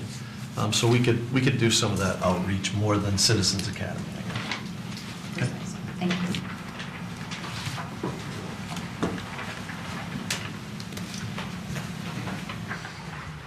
Quick question. Could that daytime meeting be on a Saturday? Is anyone opposed to that? I'm not opposed to that. Okay. I like Would you that. try to do that on I a like that Saturday? idea. As long as we get enough notice. Yep. And it's not golf season. Yes. Heaven forbid. It's a good thing you don't have Anything else on these 3 items before we open it up to public comment? Okay. Terry Matthews Krent? Yes, well, I'm Terry Matthijs Krent. Okay.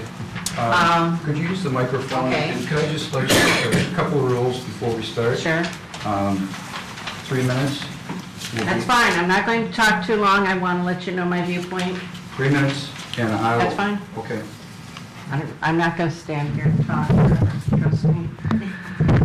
Okay, I'm Terry Matthijs Krent. I've owned my house for 39 years, and before that, in the early 70s to mid-70s, is this on? Yes. Oh, okay, just want to make You sure. don't have to hold it, it's good. Okay. I lived at Charter Square Apartments, and I'm a retired elementary school teacher there for the Christmas gear. And I just wanted to let you know, I'm definitely against the Civic Center property being redeveloped, or developed, whatever you want to call it. Terribly against it, and many, many people are. And also, and I'm glad Ellen kept saying, communication, communication, communication. Because the general common public does not feel they've been communicated to by you people. It's kind of, you know, we kind of feel like, oh yeah, they're going to do their own agenda. And before I came here today, my thought was, oh my God, you're going to do that proposal no matter what people think here in Troy. You know, all this building of the Civic Center property, and the Civic Center property is going to be gone for the future. We're not going to control it. It'll be disappearing. I'm very upset at that, and many people are. Obviously, because that charter amendment, you know how many people voted for the charter amendment to pass. Unfortunately, it did not. And I know many of you probably think, oh yes, we did not want it to pass, but lots of people wanted it to pass, and many people did not vote. And they actually wanted that proposal to pass too. And I am glad to hear that several people on your council did say if the project will occur, which is something I had not been hearing before. I'm thankful I'm hearing that now, because, like I said, the general public is not getting this information. They feel like they're in the dark, and they feel like they're being railroaded. So, and Jean Stein has good ideas, and she has very clear thoughts, and she makes so much sense, going back to that proposal. So anyway, that is my main reason for being up here to talk. I just feel that if we lose that property, it's gone for the future. I don't want to pay taxes for it. I don't want to support that property. And I want there to be communication between you people and the common person, not just the people on the committees that were, helping you with that proposal, but the common Ms. Grant. person. That's 3 minutes. Oh, 3 minutes, sorry, thanks. Thank you. Brian Waddle wishes to speak. I'll try to squeeze it in 3 minutes. It's going to be 3 minutes. Okay. Thanks for doing the thing about the park, designating the museum and the farm and the nature center as parkland, because we've said all along that the only way to protect this stuff is to make them parks. What you've got to do, though, is in the Parks and Recreation Master Plan and the master plan of the city, designate what are parks. Now, hopefully these maps will prove that out, because Brent spent a lot of time with me explaining how the park designation works. It's kind of vague. Like if you look at the master plan, firefighters is R1B. It doesn't show anything for a park. So that's something to do as part of what you're proposing, is designating those for parklands.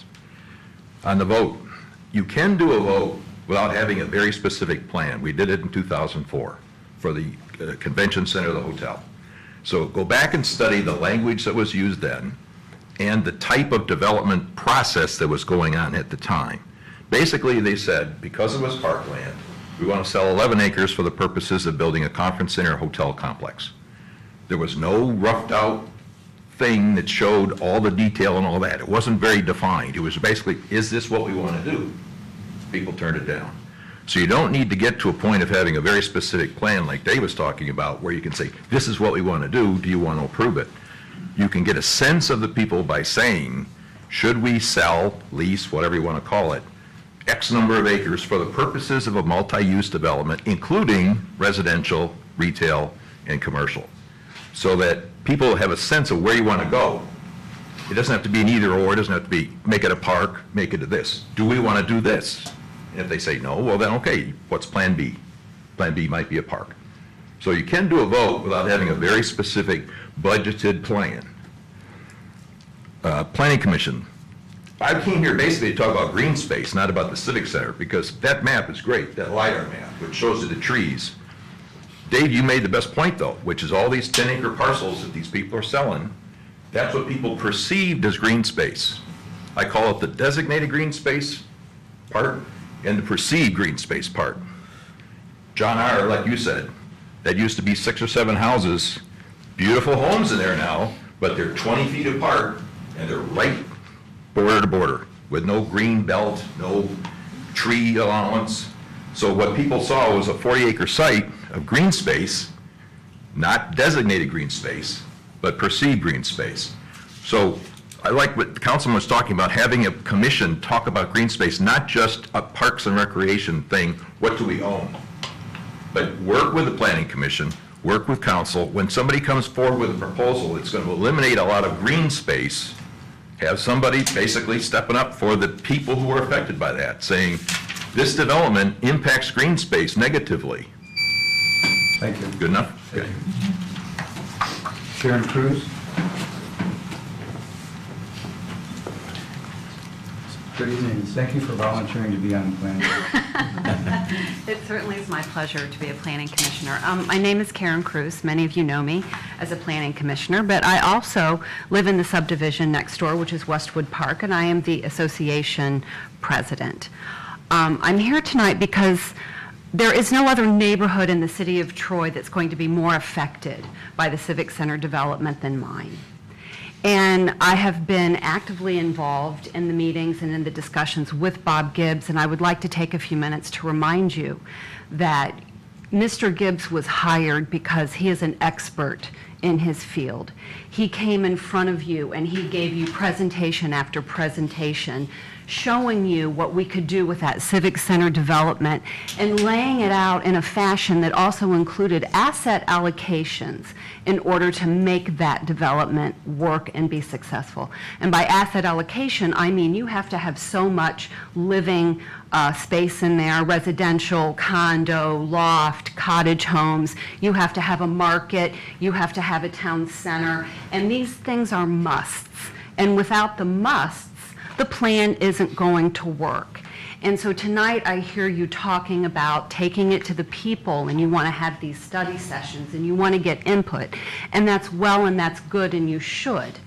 But you have to remember that if you don't follow the recipe, if you don't follow the plan that the expert has laid out for you to make this project successful and to make Troy a city of tomorrow today, and not just a city that maintains status quo, you're setting yourself up for failure. You're setting my neighborhood up for failure, and I don't want that.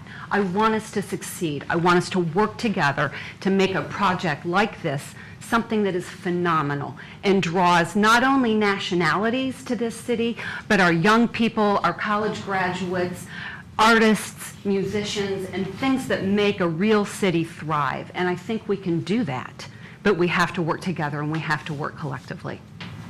Thank you. Thank you. That concludes those that have signed up to speak, public comment this evening. Thank you all for coming. We are adjourned.